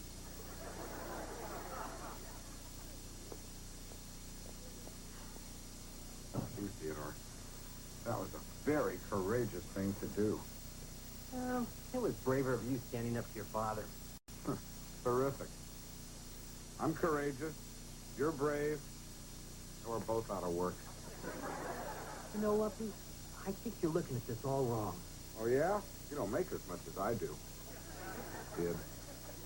Sometimes you have to take risks, even if the time isn't right. I've been thinking about going into business for myself.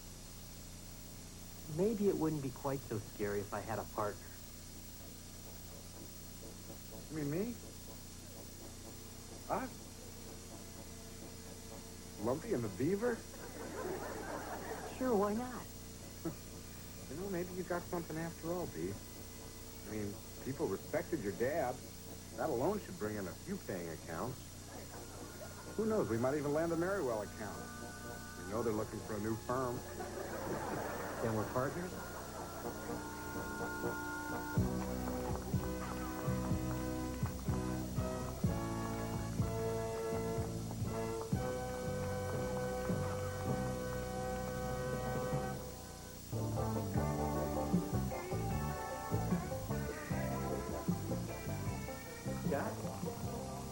Gus? How you doing? Well, hello there, Beaver. Find a job? No. As a matter of fact, I started my own business. Smart move. These your partners? No, these are my sons. This is Skip and this is Ollie. How about that? Beaver Cleaver's boy. Live long enough and you get to see everything. Gus, we were wondering if you'd join us down at North Pond for a little fishing. I'd really like that, Chippy. But I'm afraid I made other plans.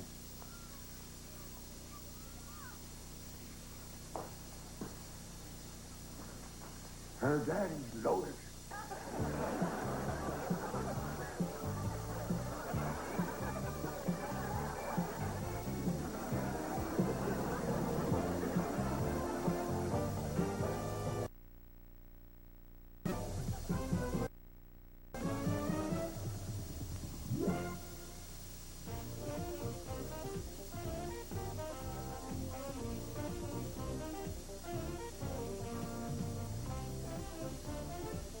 Follow zany exploits with the wily Ron Oliver and Ralph, the happy contest goose. Taking an interview with Colin James. Videos from Bon Jovi, Soul to Soul, Paul Hyde, and Jane Child. Plus an evangelist turned stock comedian, Sam Kinison, on the ever-cool Ron Oliver Show. Sunday night at 9, here on YTV.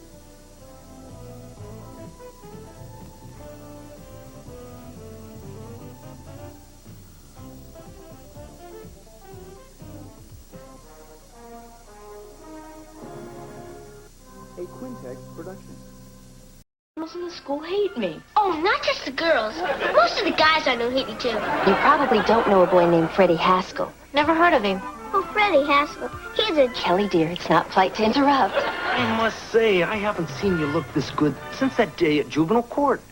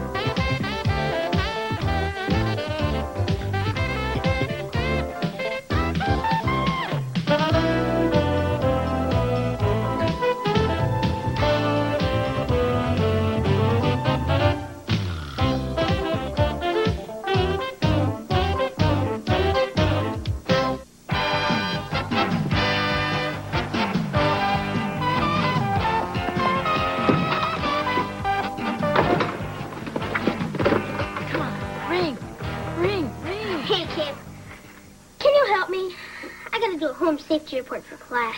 Can't right now. But if you want an A, the most important thing is a nice cover. Hi, Dad. Can I have $5? Is that any way to greet your father? Dad, do you have any exposed wires or gasoline-soaked rags under your bed? That's better. Hello, Susie? Oh, hi. Great, thanks. Bye. Dad, I really need the money. See, my first school dance is Saturday. And it's not even in a gym. It's in a hotel and everything. And I sort of got a date. Of course I'll give you the money. You know, it seems like only yesterday I was going to my first school dance. Hope you have a better time than I did. I'm sure Susie can't kick as hard as Judy Hensel. I'm not going with Susie. I'm going with Tracy. Wasn't that Susie on the phone? Oh, yeah. You see, she talked to Amanda, who lives next to Tiffany, who asked Tracy if she'd go with me.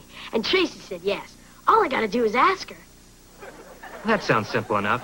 Thanks, Dad. Dad, how well do you know your fuse box? It must be time for Mr. Bloomgarten's home safety check. Sure is. I got to write down every fire hazard in the house. I want to get a good grade in my report. Then be sure to put a nice cover on it. Hey,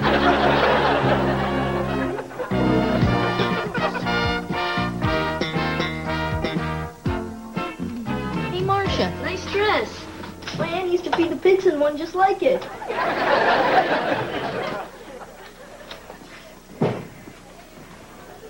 Hey, anyone lose $1? Sucker! Hey, you want to try it, kid? I don't have time for that stuff anymore. I got to go buy tickets for the dance. I'm asking Tracy. Tracy, that beanpole? You gotta be kidding. If you glued a nail to her head, you could pick up trash with her. Knock it off. There she is. Hi. Awesome. I don't see why she bothers with the lock. If she wants a book, all she has to do is slide through the vent. Here's your chance, Lance. Go ask her. There's no hurry. I can ask her later. Attention, everyone! Kip Cleaver is afraid... Okay. I'll ask her. Come on. Hi. Hi. You want to go to the dance? Okay. Bye. Bye. I did it. Can you believe it? I did it. I can hardly wait for the evening news. I don't see you asking anybody. You're not afraid, are you? Au contraire, amigo. I'd be happy to demonstrate my mystical powers over women. But, as you can see, there are none about. I think you're scared. not Amy from your history class? No, it's a brother Phil. They're identical twins. Hey, don't worry about it.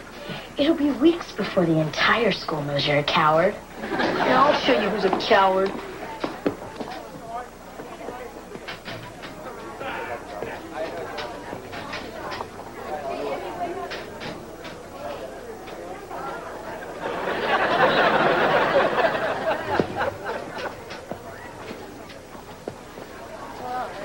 What happened? All right, so I'm not the suave sophisticate the world perceives me as. I can't ask a girl out. I can't even talk to one. I'm nothing but a common boneless chicken. It's not such a big deal, Freddie. It is for me. Excuse me. I'm gonna go home and be alone. It'll be good practice for the rest of my life.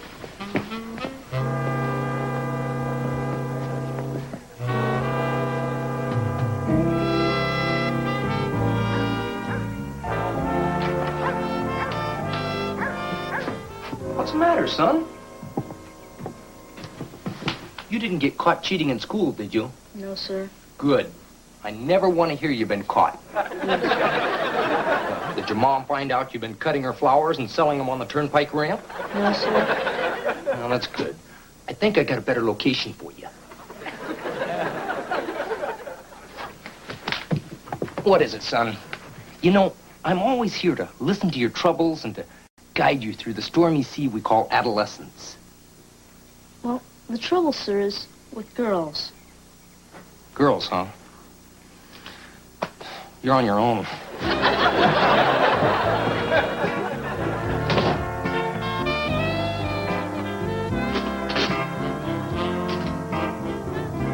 Dad, when are we going to start fixing up these home safety hazards? Well, later, son. Why don't you go work on the cover for that report? Hi. Hi. Hi, Mom. Hi, Kip. Home so soon? Hi, Grandma. Hi, Kip. Hey, Kip. What's the matter with your feet? Nothing. I just got a new pair of shoes for the school dance. They need a little breaking in. I tried to get him to buy another pair. These are the only ones he wanted. They're cool. They make me look just like that guy in Footloose. Kip, you better give Freddie a call. There must be something wrong with him. He wasn't nearly as phony as he usually is. Yeah, he's a basket case because he can't get up the nerve to ask a girl to dance. I wish I could do something for the guy. Well, why don't you do for Freddie what your Uncle Wally always did for Eddie? Apologize for being friends with him? No. If Freddie's afraid to ask a girl out, why don't you ask someone for him? That's a great idea, Grandma. It's got to be easier than asking one for myself. And if that works, he may even tell you where your gym clothes are buried.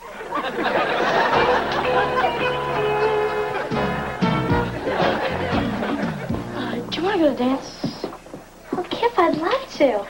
Not with me, with Freddie Haskell. That creep? Yeah. Freddie Haskell.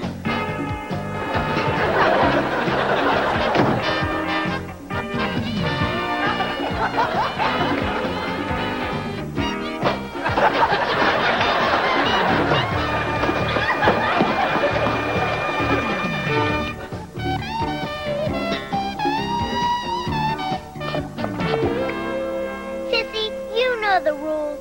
You're supposed to take a shower before you get in Bambi's hot tub. Mary Ellen, will you hurry up? We're going to miss the beginning of the concert.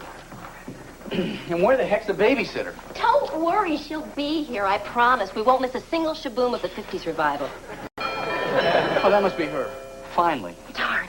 I've broken my earring. I'm going to run next door and borrow some crazy glue. Just put a ski mask on and let's go.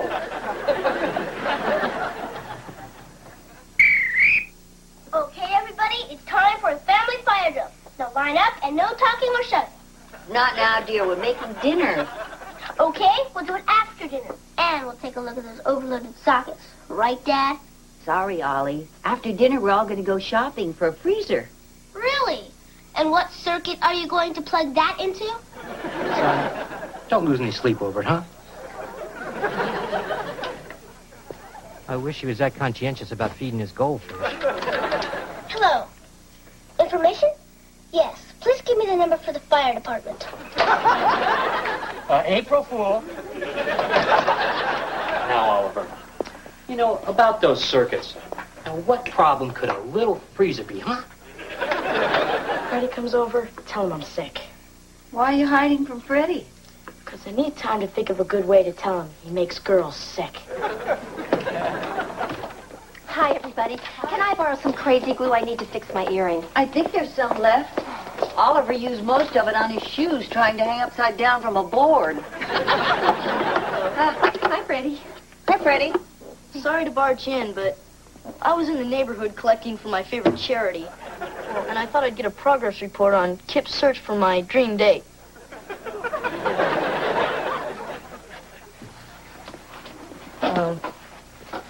You have talked to some girls, haven't you? Freddie, I've got some bad news for you. Not Nancy Glick. No. Even she turned you down. I can't believe it. All the girls in the school hate me. Oh, not just the girls. Most of the guys I know hate me, too. No, the guys don't hate you. Guys like creeps. Kip, do me a favor. Promise me you'll never try to talk anyone off a ledge. Freddie, I'm sure if a girl ever gave you a chance, you'd do very nicely. In fact, I know you would. Thanks, Mrs. Cleaver. You're a ray of hope to the downtrodden.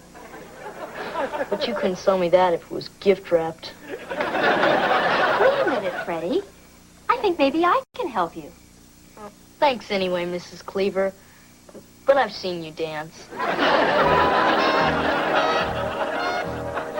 I'll still help you out, Freddie.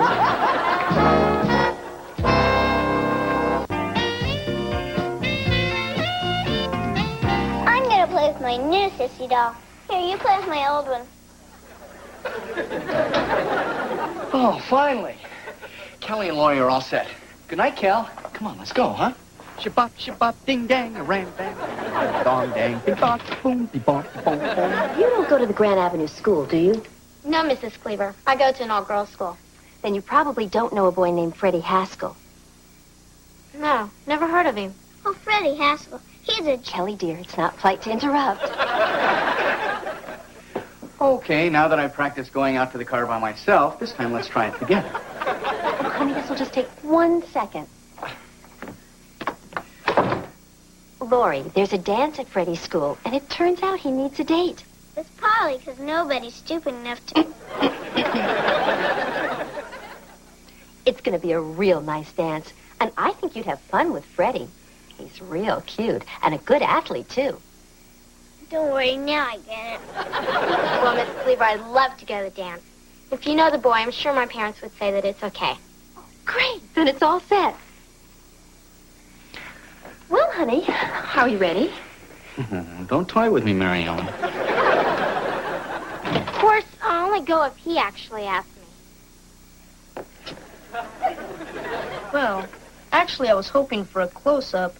And, of course, one of her mothers, so I can see if she'll age well. Freddie. Okay, I'll go out with her. Great. Now, all you gotta do is go over there and ask her. Ask her? Surely you jest. Freddie! Freddie, would you care to join my brother and me in the den while Mary Ellen waits in the car with the engine running? Freddie, think about it. What's the big deal about talking to a girl, huh? You don't understand. The only thing I know how to say to a girl is, nice face. Did you get the number of the truck that hit you? Let me run through this real fast. Growing up is full of doing lots of things for the first time. Some of those things you may not want to do. But you can't hide from everything just because it makes you nervous. So get over there and ask her, now. He decided to show up after all. Hello. Hi, Freddie. Don't worry. Nobody told her what a creep you are. That's Laurie. Hello. How are you? I guess I'm okay.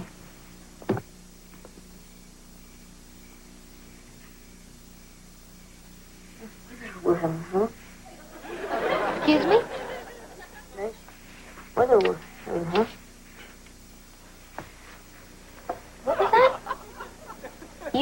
wouldn't want to go to the dance with me, would you? Sure. You would? Well, thank you. I look forward to it. And might I add, it's a lovely dress you're wearing.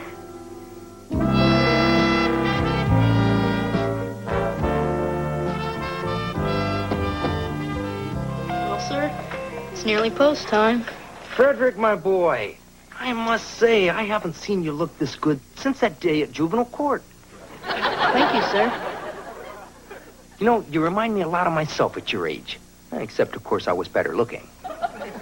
So you've told me. Son, I've been thinking about that little talk that we had the other day. I didn't give you the kind of quality parenting that you've come to expect from me. That's okay. At least you got my name right. No, I want to make it up to you. When you get to be my age, you'll learn something about women. And on this night of your first date, I'm going to pass these secrets along to you. That's very generous of you, sir. Son, women are all a bunch of bloodsuckers, out to get whatever they can. And when they've used you up, they'll toss you aside like an old sock. Now you run along and have a good time.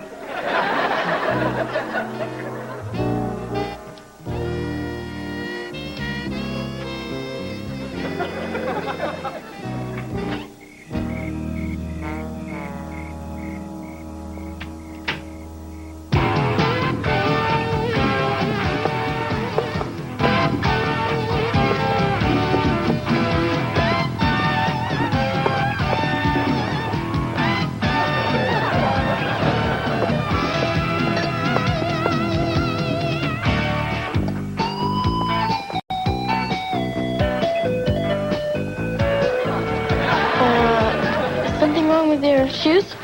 No, nothing. It's just a new step. Do you know the Sidewinder? No? This is it.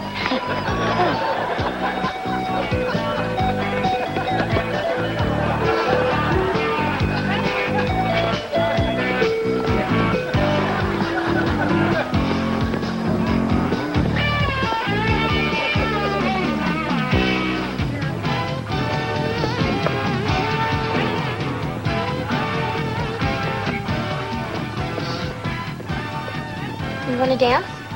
Can't. Old sports injury. I like sports. I play tennis, field hockey, and basketball. I breed snakes.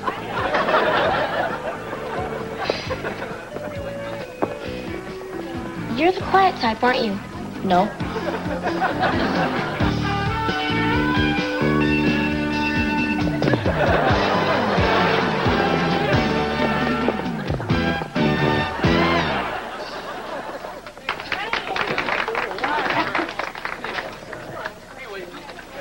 All this talking probably made you thirsty. I'll go get some punch.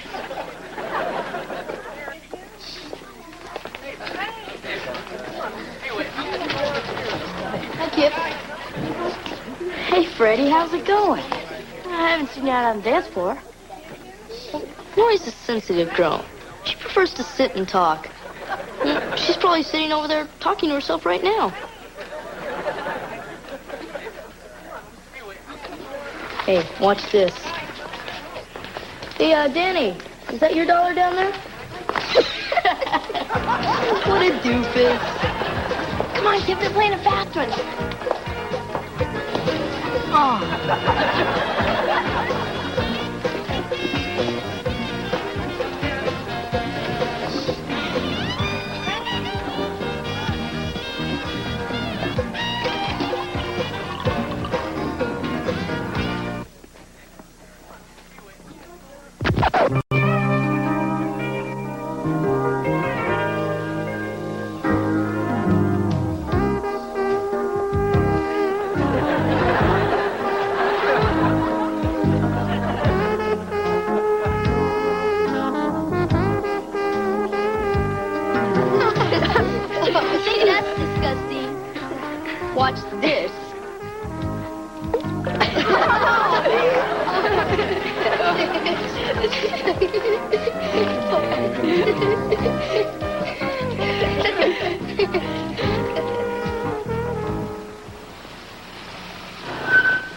Thanks, Mr. Haskell. Good night, Freddie. Hey, a gentleman walks his date to the door. Drop my card in her mailbox. Looks like they need a new roof.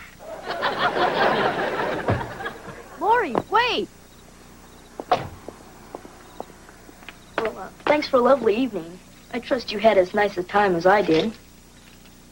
Nice time. This was the worst night of my life. You know, when I think about how excited I was to go on this date, I told all my friends about how cute you were. You told your friends I was cute? And I even bought a new dress. And for what? To sit in a chair all night? If you hated me so much, why did you ask me out in the first place? Look, I don't hate you. It's just that I've never been on a date before, and I kind of choke up in front of girls. I thought I did something wrong. No, you were okay. It's just me. Just sorry this evening turned out so bad. Because I'll never be able to talk to girls. You're doing it right now. I am, aren't I? You know, for the first time tonight, you're acting like someone a girl might enjoy going out with.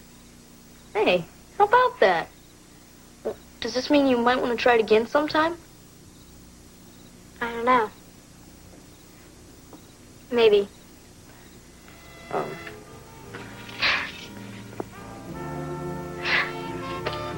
Oh, by the way, I'd have someone look at that roof right away.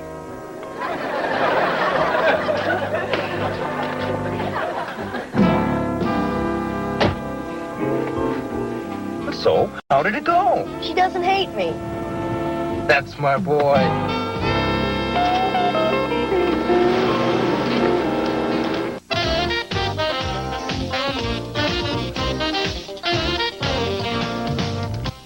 Arnold Schwarzenegger talks with Laurie Hibbert about the difference between cuffing culprits and cuddling kitties in his hilarious new film, Kindergarten Cop. Tomorrow night at 6:30 on Rock and Talk on YTV.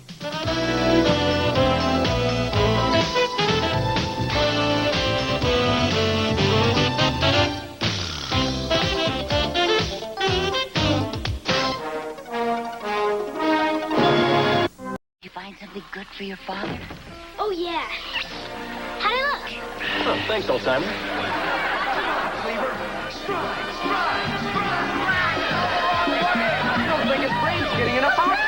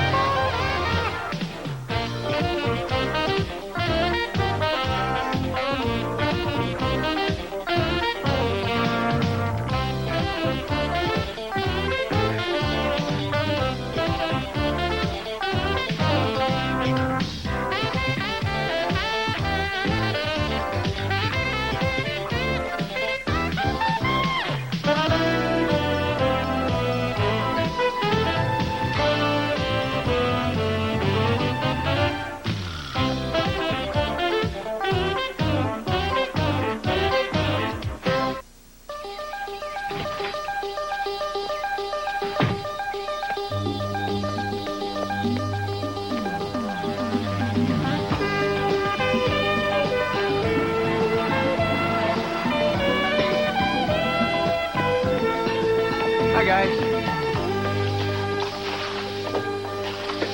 How far is Uncle Wally going to run? 26.3 miles.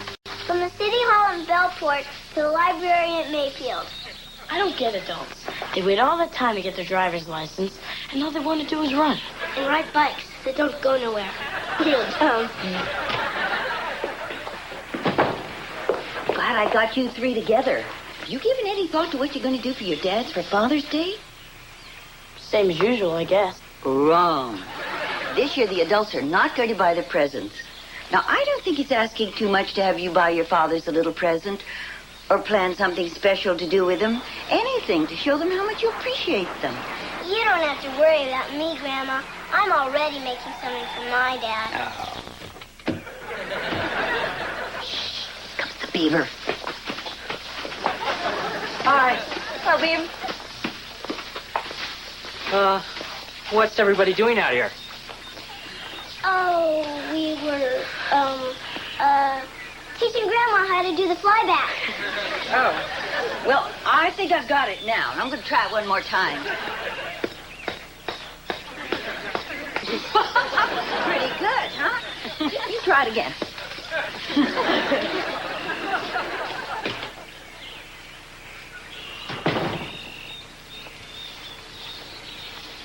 Now, look, I know you boys aren't going to disappoint your father, so don't put it off until the last minute.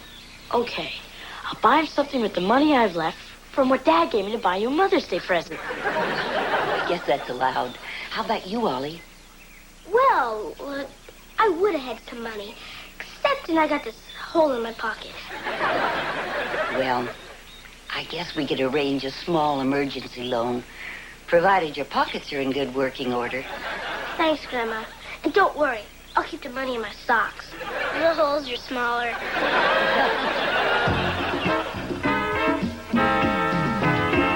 Training table's open. Dad, don't you get tired of eating just noodles every day? Well, honey, when you're going to run a marathon, you have to store carbohydrates. Huh, that looks good. Want some? No, I'm in training. Go easy, Wally. Save room for dessert. A big, freshly baked Idaho potato. If I clean my plate, could I have one too? Maybe. Well, I'm glad you two find this so amusing. You know, if Christopher Columbus's family gave him this kind of support, we'd still be living in Spain. Dad, wasn't Columbus from Italy? Eat your dinner.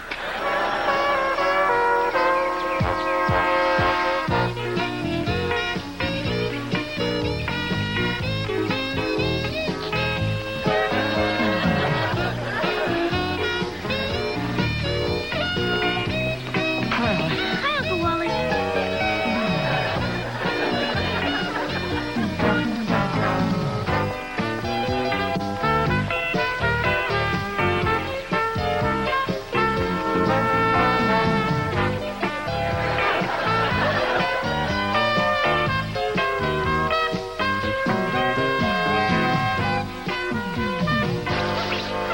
Hi, Ollie. Hi, Duffy. Guys? Pretty neat hats. Pretty neat. I think we should make whoever invented this president of the whole world. Yeah. I never saw a hat that did anything but sit on your head. Hey, could I try it on? Well, all right. Just try not to slobber all over the part you put in your mouth.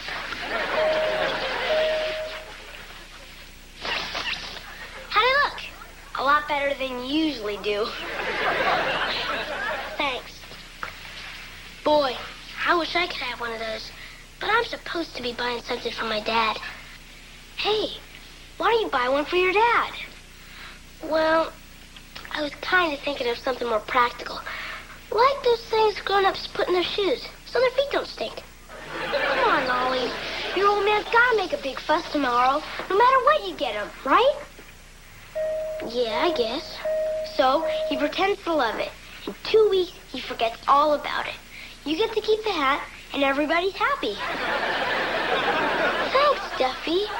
You know, you're a lot smarter than you look.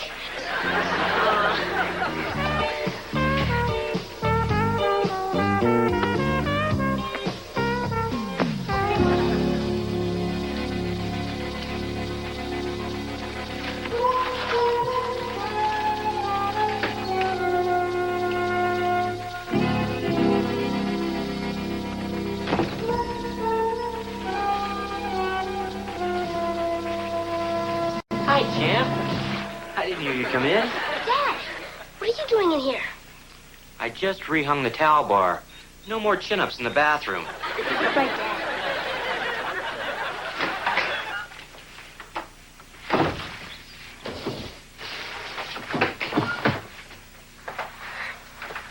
So did you find something good for your father?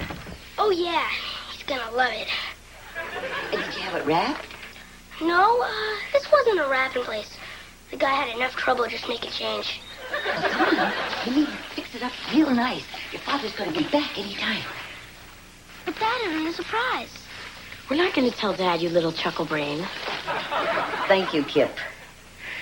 Come on, Ollie. Let's see what you got. Okay.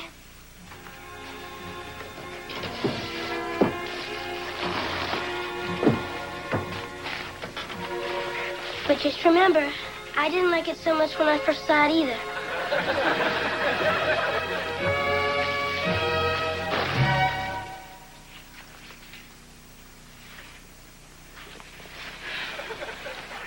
What on earth would make you buy something like this? Oh, hi, everybody. Duffy, why didn't you wait outside for a few minutes? Oh, I'm sorry. I didn't know Oliver was getting yelled at, or I would have just listened at the door. Oliver, how long did you think you could pass this off as a gift? Well, I was hoping at least till Dad opened it.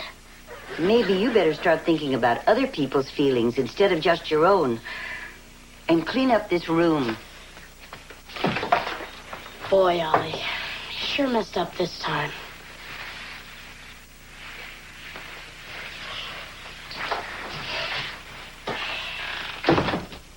Hey, I heard the whole thing. This never would have happened if you would have listened to me and gotten the blue one. Come on, Duffy. I already feel like the dumbest kid who ever lived. Nah, you're not the dumbest. I saw him on a TV special. You better go now, Duffy. I'm going to stand in front of the air conditioning and catch ammonia. That way, no one will yell at me tomorrow.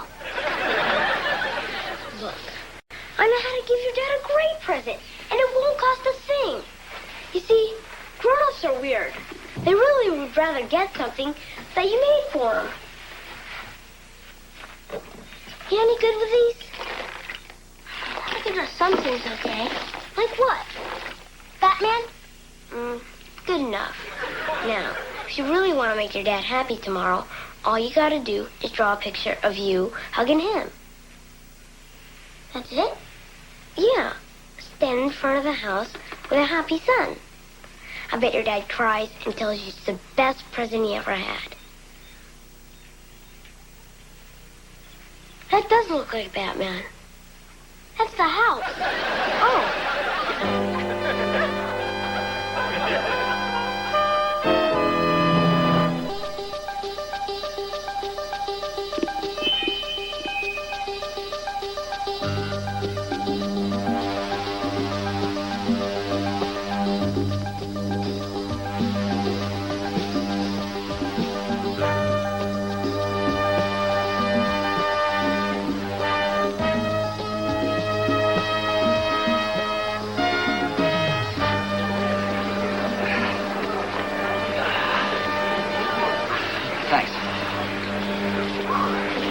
Thanks, old timer. Anytime, Sonny.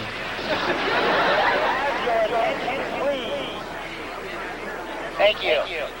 Runners, take your marks.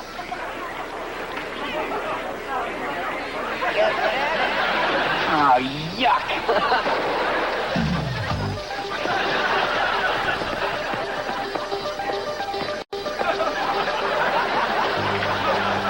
Kid, this is war.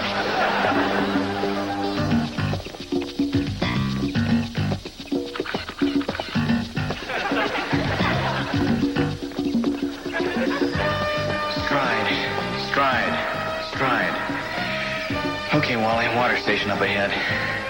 Now all you gotta do is peel your tongue off the roof of your mouth. Oh, real good, Wally. You jerk.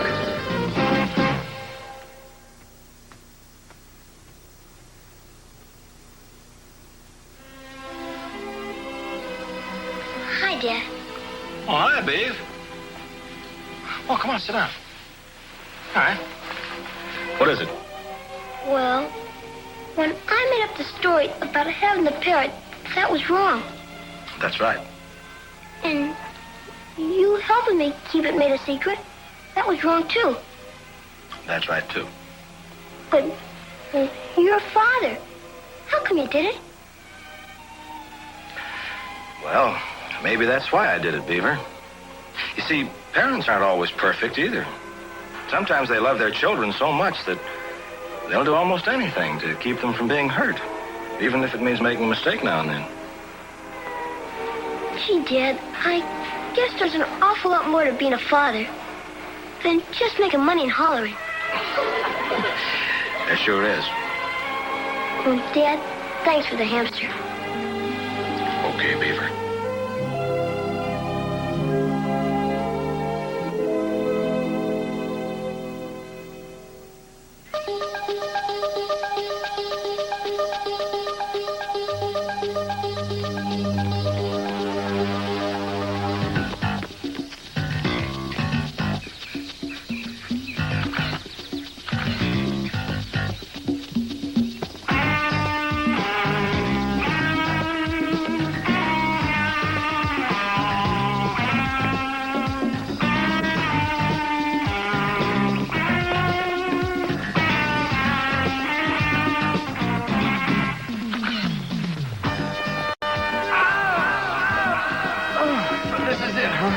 The wall.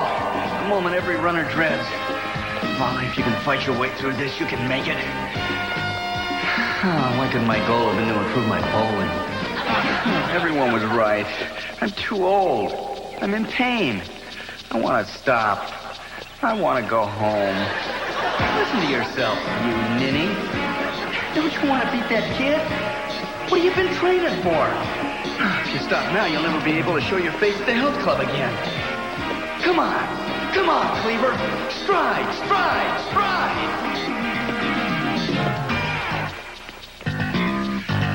Oh, good. Pine Street. It's all downhill from here. Except for the hill. Hey, here he comes. Here he is. Yeah. Hey.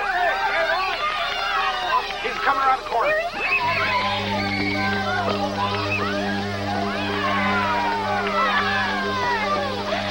He doesn't look very well.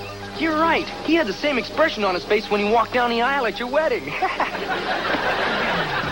Hey, good turnout. All right, Cleaver, let's make it look good.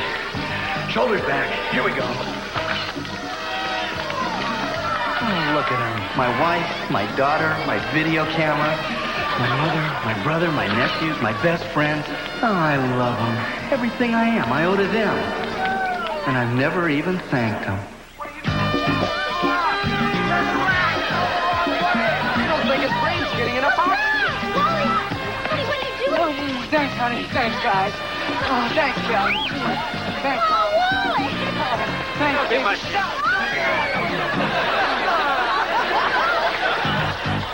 see if we can beat him to the finish line. Yeah! We beat him to the finish line. Didn't take much. Stride. Oh, just a few more blocks. I can stop. Stride.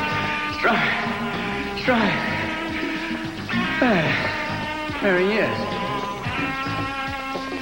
Come on, Wally. Let's take this punk. Are you nuts? You got no feeling below the knees. Hey, where's that intestinal fortitude? You can do it. Remember the Springfield game? Come on now, sprint! Hey, here he comes. Yeah, come on!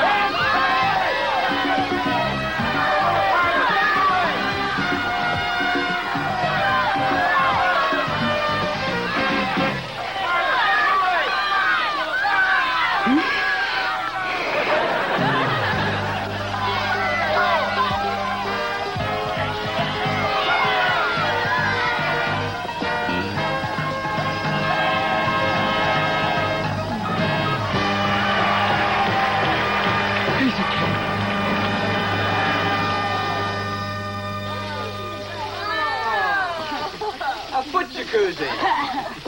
How did you know? Well, what do you get for the man who finished 198?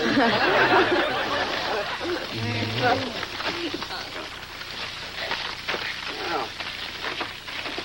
what do we have here? It's a poem I wrote for you. It rhymes and everything. You want to hear it? Well, of course I do. My Dad, by Kelly J. Cleaver. My dad was born after World War II. His eyes are very, very blue. When I was young, he read me Tom Sawyer. He makes a good living because he's a lawyer. Other kids think their dads are king, but mine's the best, and I'm not lying. My dad, my daddy, my pop, my father, my friend, my... Kelly, honey, I'm sure your father would love to hear this again when he wakes up. Don't worry, he did the same thing after the Springfield game. And that's when he was in his prime. Let's give out some presents to the father that's awake. Yeah, Dad. Open mine first. Yeah, Dad. Open Kip's first. Happy Father's Day, Dad. Oh, thanks, Kip. Let's see, what is this? Hey, endangered species cologne. You know, that's terrific. You really didn't have to do this. Big deal. Happy Father's Day, Dad. Aw, thanks, son. Oliver, you have something for your father. I hope. Oh, yeah. I guess I sort of do.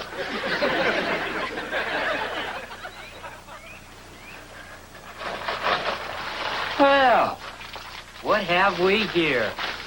Thanks, champ. You maybe shouldn't thank me till you open it. Look, a videotape. What is it? Maybe an old movie like Beaver, Las Vegas? No. It's more like a Father's Day card. Except you gotta have a TV to look at it. Well, let's see what we got here. Oh, no, Dad. Not in front of the whole world, okay? Whatever you want, son. Come on, let's start lunch. Oh, boy.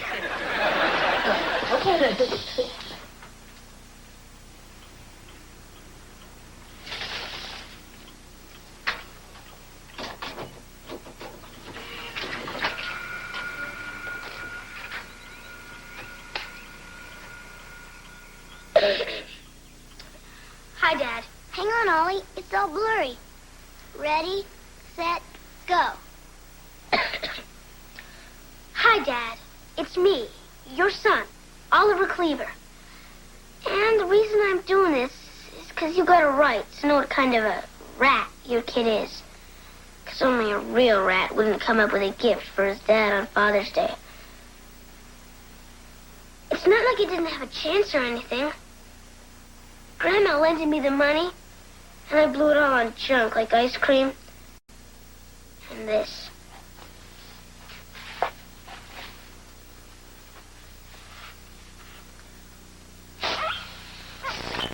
Pretty dumb, huh?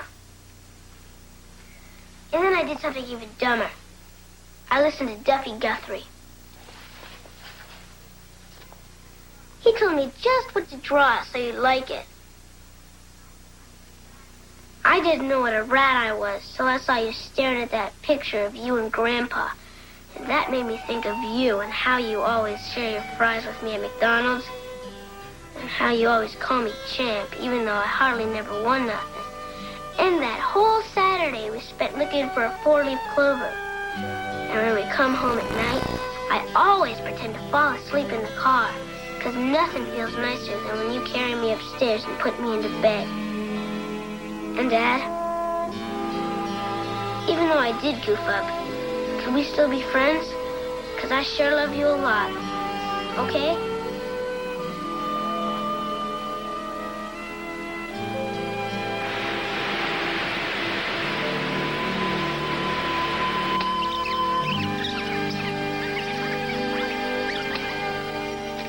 Hi, Dad. It's me, your son, Oliver Cleaver. And the reason I'm doing this is because you got a right to know what kind of a rat your kid is. Real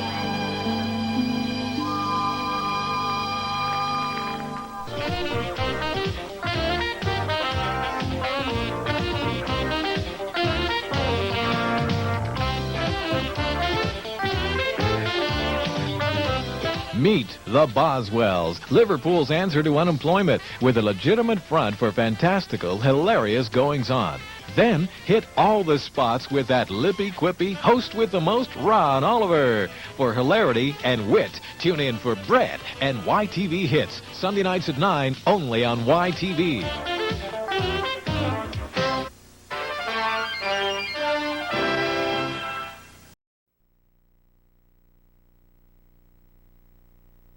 gave it to Beaver. When I get back, you better not be here. What a kidder. Oh, Mrs. Cleaver, would it be any trouble to heat up the syrup again? How could she do this to me? Because you're a creep.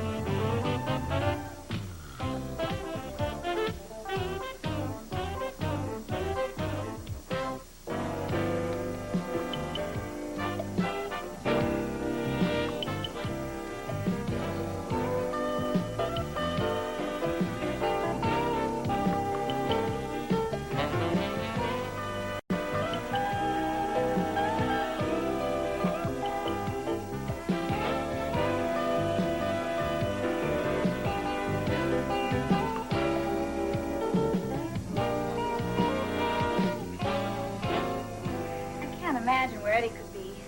I hope he's okay. Oh, don't worry, Gertrude. He's probably just gotten delayed at the construction site. Then why hasn't he called? Well, maybe there isn't a phone there. No, I know there's a payphone there. He took his bag of slugs with him. You really feared that guy. He never had a chance. Yeah, by the last game, the chump didn't even know which end of the pool cue to chalk. The only tricky part was dodging the pool balls on the way out of the parking lot. Hey, look, the gang's all here. And you should have been here hours ago. Why? What happened? The snake cornered the cat again? Edward, we had dinner reservations at the Blue Room tonight. How could you forget that? Oh, he didn't forget. He was on a hot streak, and... See ya. Hey, check this out. I won some Yahoo's pool cue. Genuine ivory. Been in the family for years. Eddie, you are always forgetting, and I'm getting sick and tired of it. Angel, sweetie, I know I get off track now and then, but don't I always make it up to you? Like when I forgot your birthday. I promised to take you to some swanky dinner joint. Eddie, that was supposed to be tonight. Excuse me, I hate to be a party pooper, but I have an early morning mom aerobics class, so we're just... Hey, cool your heels. This'll all blow over in just a minute. You know how her Irish temper is. Eddie, I'm not Irish. So what's your excuse? Edward, don't try to change the subject here. You let us sit here twiddling our thumbs while you are having fun playing pool. Hey, pool is not fun. It's hard work. You are the most inconsiderate man I've ever met. Inconsiderate? This pool cue was going to be a gift for you. And you're also cheap. Hey, now that hurts. Give me one example of how I'm cheap. All right. You won't let me buy a new couch. Hey, what's the big deal about new? My parents had the same couch for 25 years. I know. That's it. We'll have to do this again sometime. Yeah. Hey, Wally, sit on this couch. Now tell me if you don't think that's comfy. Eddie, I have been making excuses for you for 15 years, and I'm not going to do it anymore. Now, we are going to go to the Blue Room without you. Wally, Mary Ellen, let's go. Sure, that's all right. You're upset. I don't have to go.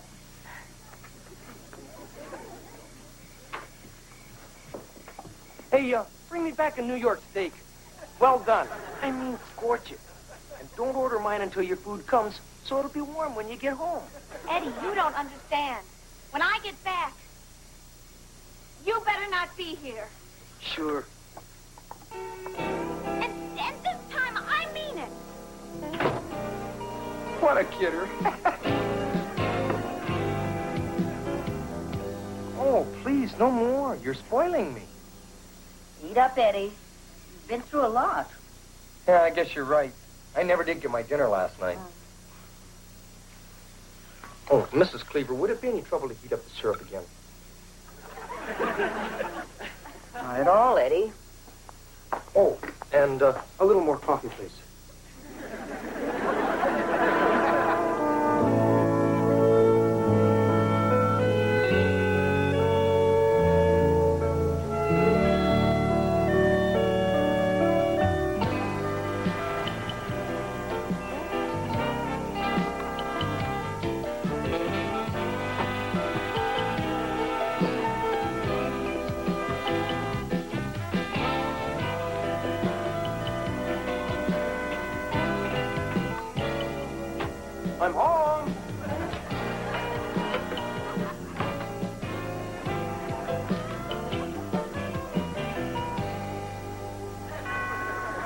I'll get it. Hey, Freddie, what are you doing here? She throw you out, too? Yeah, mi casa es tu casa.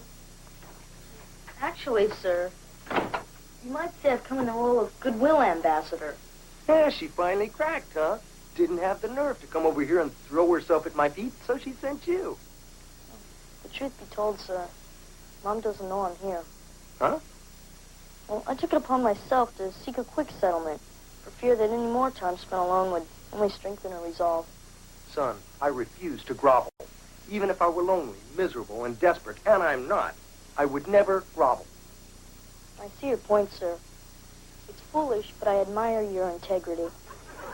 I take that as a compliment. Listen, Frederick, I'm sorry that you've become a pawn in this game, but I want to assure you that I won't allow it to affect the well above average relationship that you and I share. Thanks for the reassurance, sir.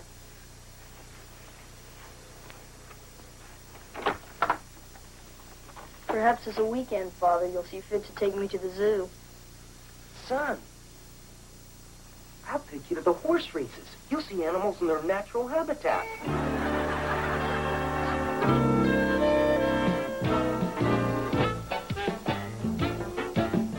Okay, honey, turn it out.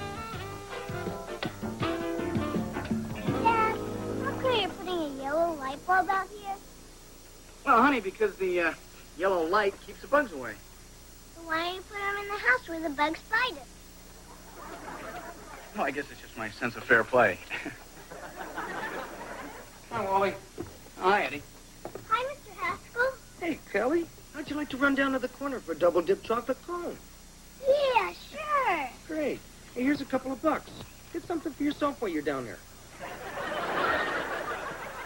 So, Eddie, how's the exile going? Just fine. Hey, look, I hope you understand about not being able to stay at my place. But, a vote's a vote. Hey, I know Mary Ellen's probably siding with the enemy, but how'd you break the 1-1 tie? It was 2-0. Come on, don't take it so hard. Okay, I tell you what, I'll treat you to a movie tonight. Thanks, Wally. But you don't have to babysit me. I'm a free man. Look out, ladies. Eddie Haskell is back in circulation. It's going to be like throwing raw meat into a shark tank. How could she do this to me? Because you're a creep. Obnoxious, irresponsible, and insincere.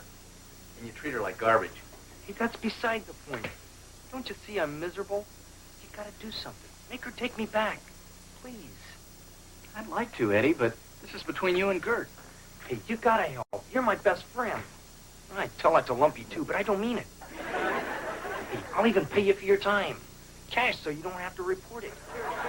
Eddie. Okay, a freebie. Just tell her to give me one more chance. She's the only woman who ever really loved me. Can you imagine anyone else who would? You got a point there. Look, I'll do whatever she wants. I'll change. Tell her that, please. All right, Eddie. After dinner, I'll go over and talk to Gert. You're a real pal. Hey, you want to stick around and eat with us? What are you having? Lasagna. Ah, forget it. Your mom's making steaks.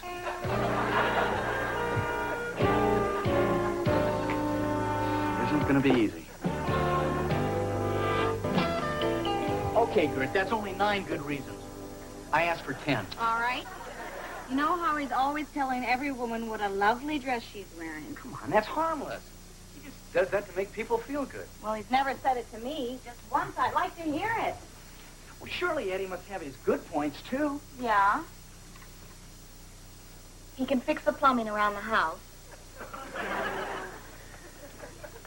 Well, I know there's some other things. I wrote them down once. Gert, he loves you. He loves himself more. Eddie'll promise to take me out, and then Lumpy'll stop by with tickets to the wrestling matches, and then Eddie's gone. Gee, you never invite me. Every time we save enough money for a new couch, he'll buy himself a leather jacket or go on a fishing trip with the guy. What guy? Never invited me to that either. Well, you see, Wally, he even does it to you, one of his best friends. No, I am his best friend. And that's why I came by tonight. ask what it would take for you to give him one last chance. Well, he'd have to totally change. He'd have to be a completely different person that just happens to look like Eddie. Kurt, I honestly believe Eddie would do anything to save his family. So come on, please. Come over to dinner tomorrow night. See for yourself. Wally, I appreciate what you're trying to do, but I just can't see him right now. I'm sorry. Okay, Kurt. I understand. If you change your mind, let me know. I will. Wally, thanks. I wonder when those guys went fishing. What do you say, Mom? Dad's a lovable old rogue. Let's say we give him another chance. The sink stopped up. Well, maybe one dinner wouldn't hurt. Mom, you won't regret this. Put it out, sweetie. You're so jealous. You guys get that big lecture about being on our best behavior tonight? Yeah, Dad even checked to make sure I match my socks. They must really want to get rid of Mr. Haskell. Hey!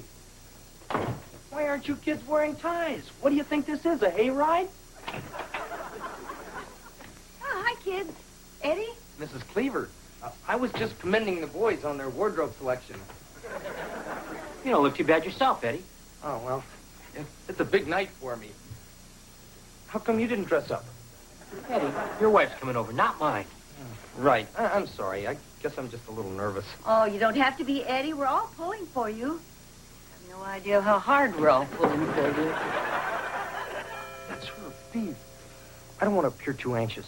Let her sweat it out a few minutes. Good evening, sir. Son, look at you. You've grown since I've last seen you. Oh, come on, sir. It's scientifically Gert. Hi, Eddie. Hi, Gert. My, that's a lovely dress you're wearing. Thank you, Eddie.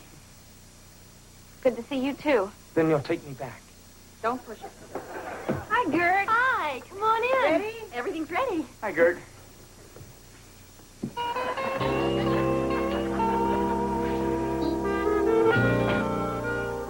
Looks like I matched my socks for nothing. Freddie, I think your dad did pretty good during dinner. Yeah, my mom even let him hold her hand under the table. The girl really has to like a boy before she'll let him hold her hand. Now, how would you know that, Kelly? We've got cable TV. I knew what was going on down there. They always kick the kids out at the critical part of the evening. Well, there is a way, but it's kind of sneaky. And I promise not to do it anymore. I wouldn't want you to break your word.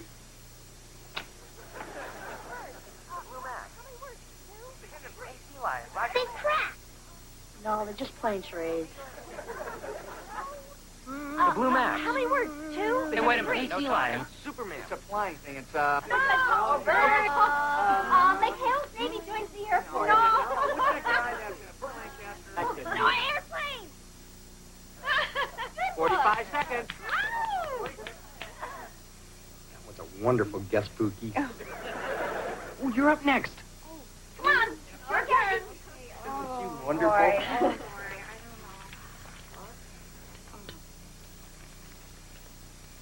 All right. A movie. Yes, a movie. And a book.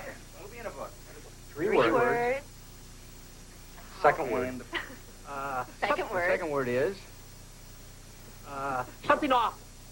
Yeah. Something really disgusting. A grotesque, hideous monster. Your mother.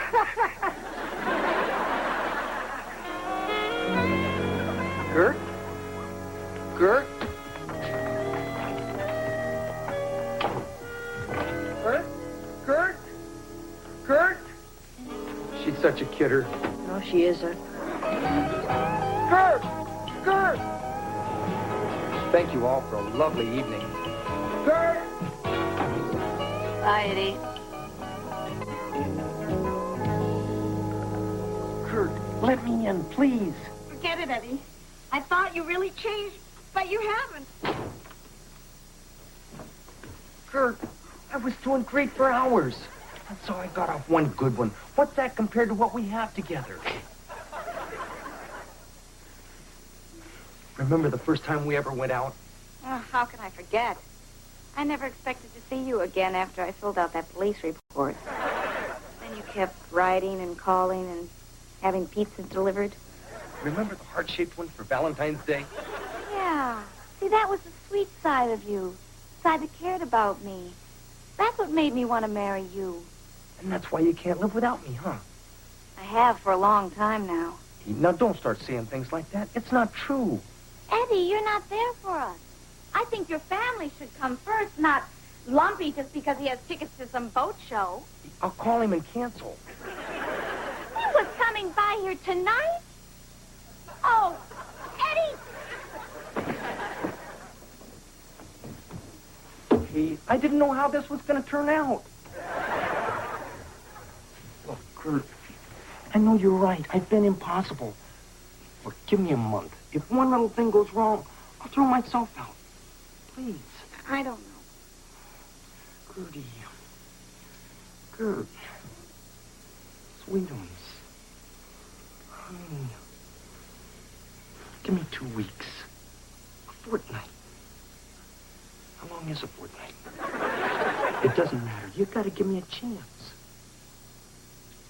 Oh, Eddie.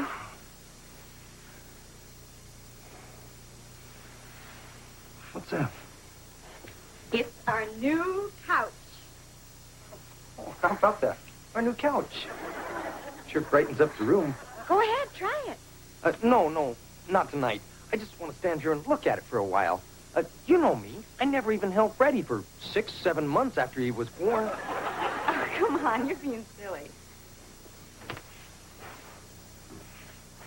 Hey, pretty comfy. Yeah, you just put the remote control right there. You're all set for the weekend. And you want to know the best part? You didn't sell the waterbed, did you? Never. This couch was reduced to $700. $700 for this slab of cement? Oh, so now it's a slab of cement. What happened to the guy who was begging for another chance? He just found out his wife blew the down payment on his Winnebago. Ed, you are the most selfish man who's ever lived. That's it, Gertrude. I thought I could be a different person for you, but I can't. This is the way I am, and if you don't like it, then I'm saddling up for good. Happy trails, Eddie. That's it, Gertrude. I'm leaving. I'm opening the door. I got 1 foot on the porch. I'm closing the door for the last time.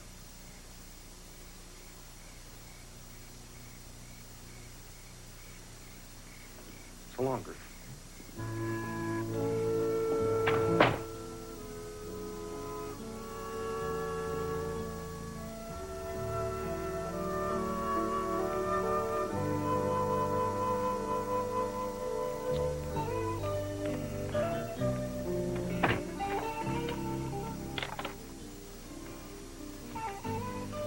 You're really not coming after me, are you? No? In that case, we can talk.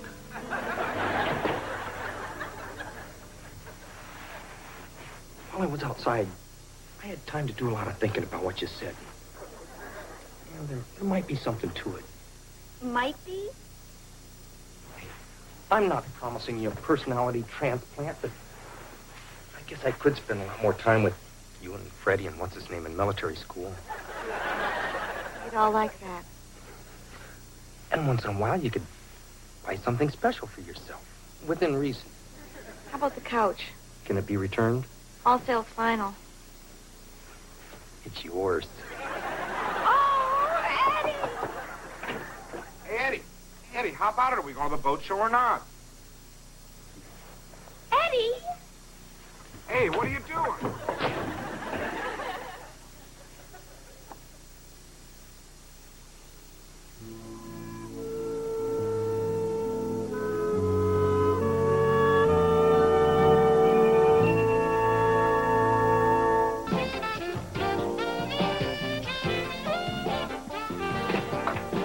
Hello, Freddie.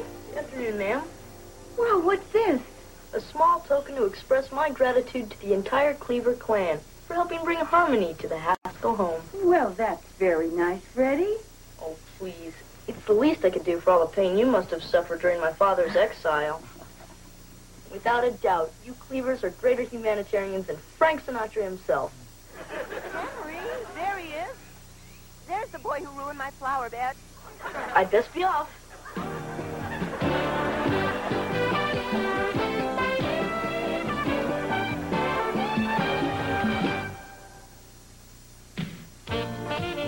Take care of yourself and your family with a show that puts parenting in perspective. Join Debbie Van Kiekeveld tonight at 9:30 for Positive Parenting, only on YTV.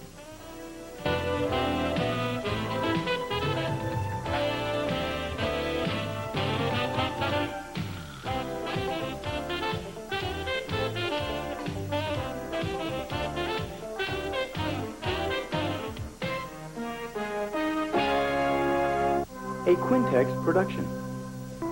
To Beaver. Suddenly I feel so elegant. Could I try them on? Oh, no, honey, not these. These are Grandma's anniversary pearls.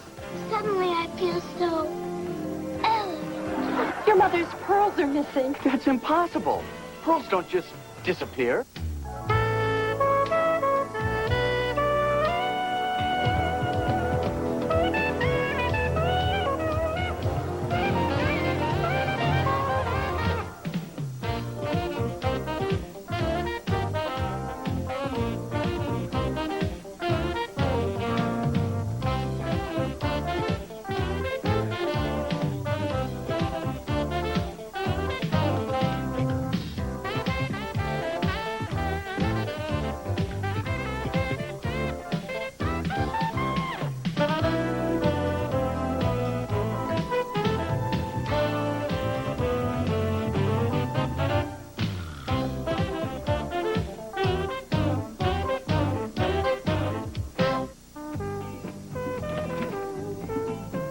Hi, honey.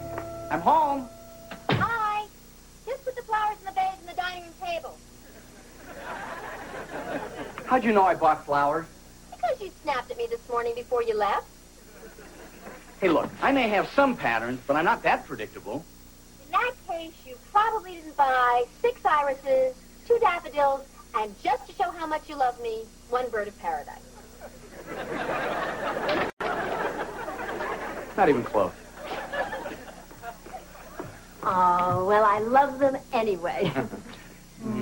Hi. So, tough day for the mommy-to-be? Oh, no. Once I got Kelly off to school, I finished with the laundry and the shopping, and then I shampooed the rug and put dinner in the oven. And then I sat down for 5 minutes to work on that article I'm writing on how to fill your spare time. Oh, I want to read that when you get finished with it. Well, sure, if you don't mind waiting a year or two. Careful, honey. Kelly! Kelly, get down here! Wally, she's not home. She's at gymnastics. Why does she have to park her bike in the house? Maybe she wants to avoid another one of your responsibility lectures. Oh, honey, it's her first new bike. Yeah, well, I know this bike means a lot to her, but don't you think chaining it to the living room is a little bit extreme? Oh, you're one to talk. Remember when you bought your Corvette, you practically wanted to sleep with it. In it, not with it.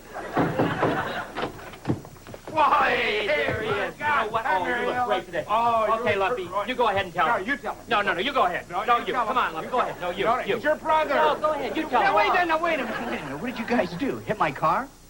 Better. What would you say if I told you that you had been named Mayfield Chamber of Commerce Man of the Year? Me? Man of the Year? With your name engraved on a plaque at the City Hall snack bar. Not to mention a year's free dry cleaning at Barney's. Did you hear that, honey? They've chosen me Man of the Year. That's wonderful. So proud of you. But I could have sworn we'd just gotten an invitation to go to that awards banquet honoring Phil Davenport as Man of the Year. Well, actually, Mary Ellen, Phil can't accept the award due to a technicality. Yeah, technically he's dead. Well, look, Wally, if it makes any difference, we're on the selection committee. And you ran Phil a very close second, even when he was alive. Come on, guys, I couldn't accept that award. Everybody's coming to honor him. It's time you took your rightful place in the community. And it's good for business. And you're desperate for a replacement. Exactly. You know, we've only got a couple days. I tell you what, I'll think about it. Great. But I have to know now if you want the chicken or the fish. I'll have whatever Phil ordered. He would have wanted it that way.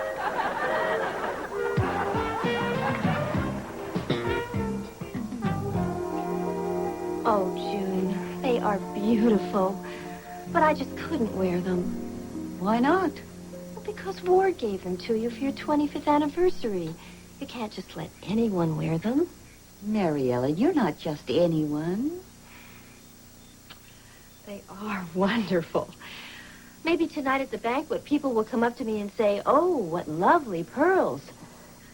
Instead of, "Oh, I know a good diet." Mom, can we go bike riding with Oliver when he gets here? Have you cleaned up your room yet? No. But if I'm out bike riding, it won't get any messier. Okay, you can clean it up later. But remember, be back in time to dress for the banquet. Thanks, Mom.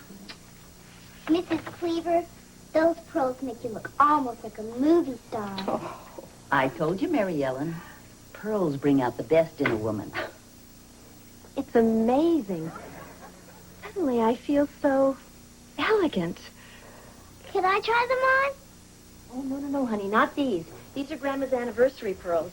If anything happened to these, I'd never forgive myself. Here, let me help you. There you go. Mrs. Cleaver, you aren't going to wear those shoes, are you? No, Peggy, I just thought I'd throw them out at the end of the day. That must be the dry cleaners. Wally's left his tuxedo till the last minute. Too bad the free dry cleaning doesn't start till tomorrow. They're gone. Let's try them on. I better not. You heard what my mom said. You know, she said you couldn't wear them. But she didn't say anything about holding them up to your neck. No, I guess she didn't.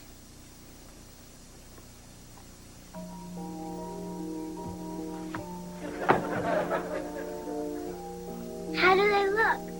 It's hard to tell with the elbows in my face. Here, let me. You know, amazing. Suddenly I feel so elegant. I told you, pearls bring out the best in a woman. Ellie, Oliver's here. Just a minute. Peggy, help me. I can't get it. You probably can't tie an apron behind your back either. Hurry up. Hold on quick, Kelly. Kelly, Oliver's waiting. We'll be down in a minute. Quick, try and pull it over my head. I can't. Your head is too fast.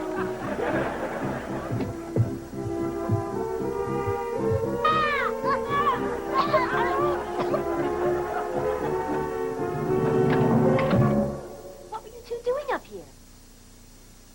We were trying on each other's clothes. Oh, isn't that cute? You're wearing Peggy's top, and I'm wearing your grandma's pearls. And I'm wearing Kip's underpants. But don't tell him.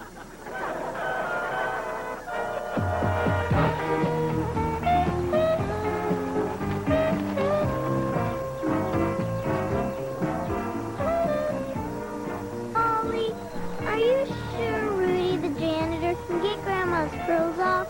Sure. He can open anything. He's the one that got me out when I was stuck in the rabbit's cage. What were you doing there in the first place? Freddie Haskell bet me I couldn't fit in with the door closed. I sure showed him. Sure did. Ollie, I gotta stop a second. Peggy's sweatshirt's too hot.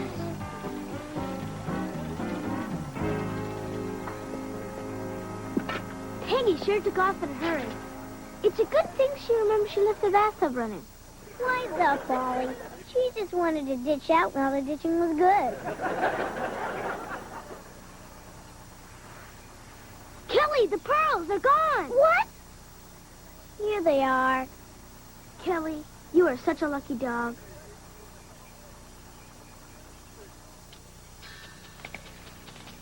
Stop those pearls! Come on, let's get him!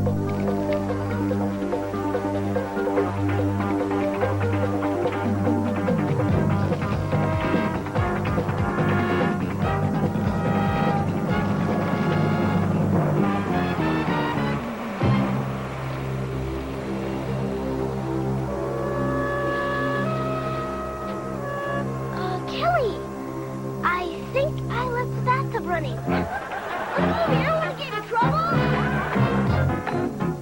These pearls are never coming out. Unless maybe a bomb fell on them. My days as a kid are over. I can't tell Grandma lost her anniversary pearls. However, they're not really lost. Anytime she wants, she can come down here and visit them. However, I'm in enough trouble without her thinking I suddenly got stupid. We gotta think of something.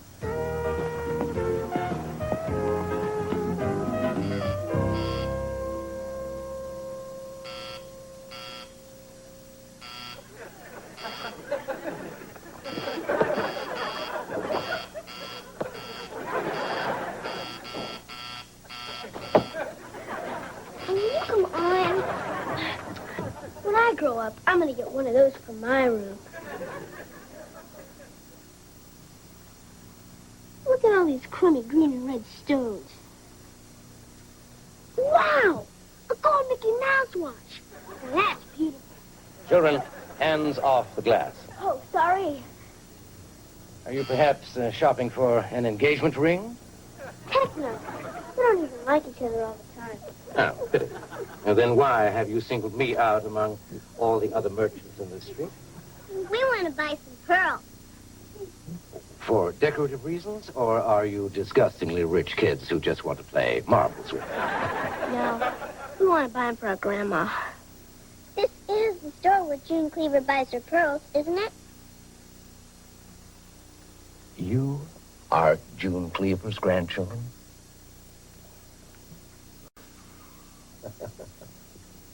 Well, what kind of pearls did you have in mind, young lady? Well, do you remember the pearl necklace she got for her 25th wedding anniversary? Oh, yeah. Well, my wife had her eye on those beauties, but fortunately, Mr. Cleaver had the cash. Well, we want to get her a necklace just like her old one. Very wise choice. And while you're at it, could you throw in one of those Mickey Mouse watches? And just how do you propose to pay for this? Oh, we're going to use the easy credit way. Yeah, we got $13 now, and we'll pay the rest off every month. Children, I don't quite know how to tell you this, but one of those pearls alone costs close to $100.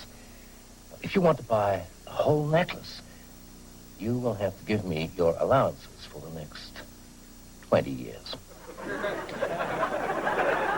Sounds good to me. How about you, Ollie? I think 20 years is a little bit of a long time to be without baseball cards. I don't think you can afford it.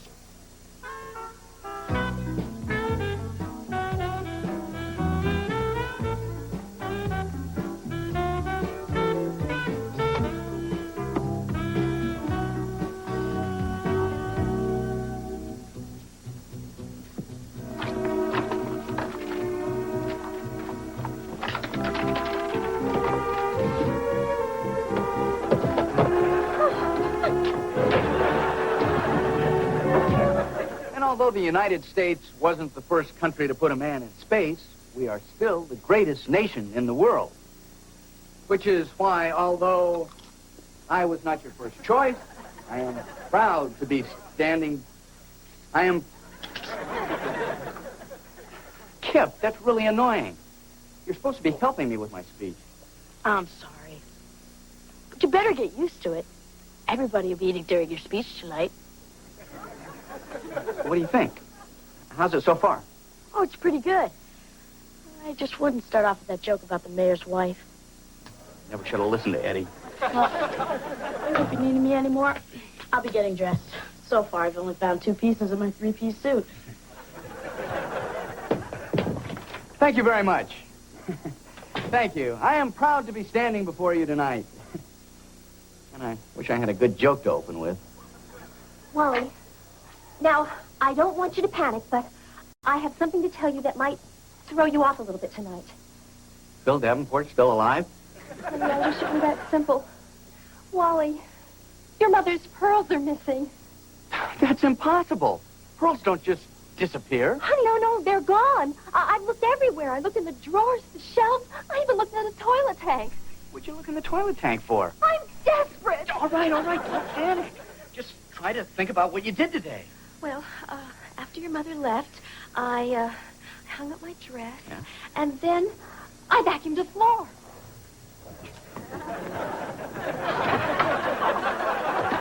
Honey, how do you think your mother will react? Did you ever lose anything that was important to her? Yeah, but Beaver found his way home eventually.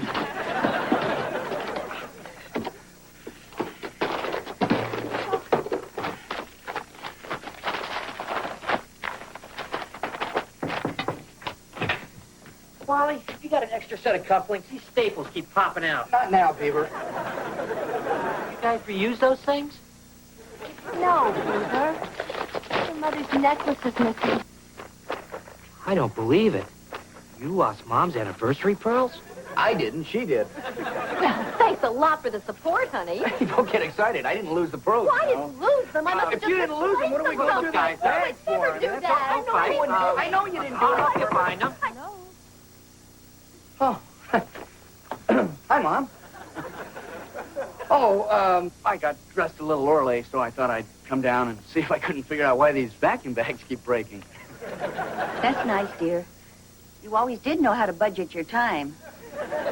Beaver Lumpy called. He got stuck driving his parents, so he wants you to pick up the ice sculpture. It's a bust of Phil Davenport. But don't worry. When the mustache melts, it'll look a lot like you. Come on, Mom. Mary Ellen, you look lovely. I can't wait to see you with the pearls on. What is the matter with you? Honey, I'm just going to go upstairs and check behind my dresser one more time. I want to take this opportunity to thank you for naming me Man of the Year. And to beg my mother's forgiveness for losing these pearls. Dad? Oh, Kelly, where have you been? You were supposed to be home hours ago. I'm sorry, Dad. Can I talk to you about something? Later, honey. It's not a good time right now. But it's about my new bike. It's okay, honey. Whatever it is. Don't worry about it. I'll fix it tomorrow. I can't find them. Wally, I just can't find them. Oh, honey, I'm never going to forgive myself for losing your mother's anniversary pearls. Honey, you didn't leave the house. Nobody broke in. So I'm sure they'll turn up eventually. They'd better. I don't think I could ever look her in the eye again. That is, if she'd ever let me in her sight. Mom, you don't have to worry about that. I know what happened to Grandma's pearls. You know where they are? Uh-huh. At the corner of Sheridan and Pine. Well, let's go get them. Okay, but you better take a jackhammer.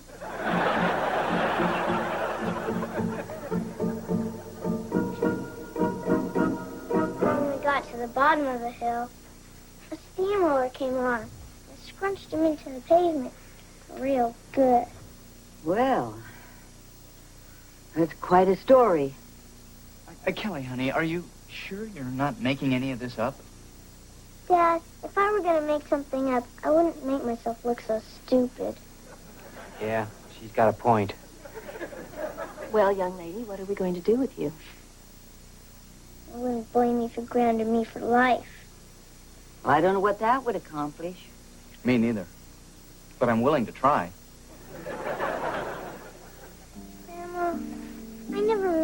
anything bad to happen to your pearls. Well, of course you didn't.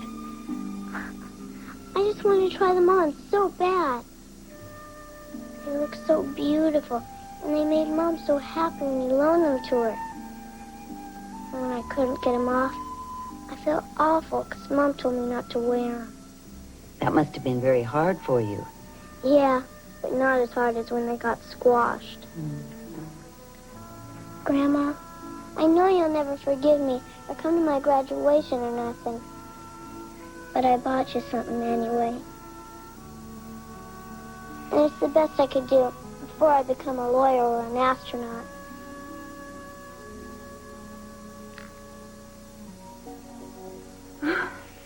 What? The man in the jewelry store said it's the same kind as your necklace. It's beautiful. Kelly, where did you get the money to buy that pearl? I sold my bike to Melissa Hensler. Uh-oh. Well, but honey, that was your birthday present. The bike was expensive. I used that line on Melissa, but she still wouldn't cough up any more money. Grandma, I'll work the rest of my life and get you another pearl every year until you have your whole necklace back. Oh, Kelly, I appreciate that. But you don't have to give me anything more than you have already. I don't? She doesn't? No. I just wish you'd told me sooner. You see, the pearls you lost were imitation. Wait a minute. Dad gave you fakes? Well, no, the real ones are in a safety deposit box. You see, I had them copied. I wanted to enjoy them without having to worry about losing them or having them stolen. But this is a real one, and I'll treasure it always. Oh, Grandma, I felt so bad. Oh, darling. I know.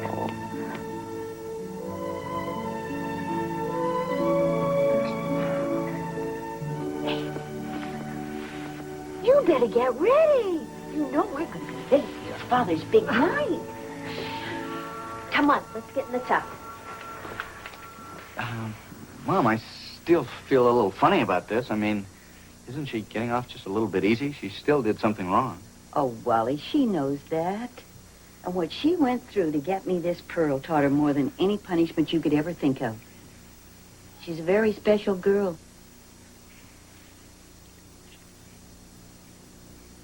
Thank you very much, ladies and gentlemen. I'd like to tell you a very funny story about my wife, my daughter. How about that, Mom? What a lucky break those pearls being imitation.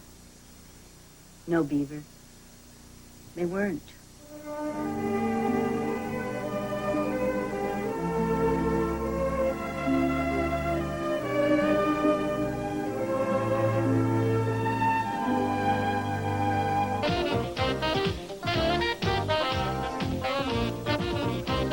Funny guy Ron Oliver brings you the latest news, shaking down the nation for strange new things and rattling celebrity cages on The Ron Oliver Show, Sunday nights at 9, here on YTV.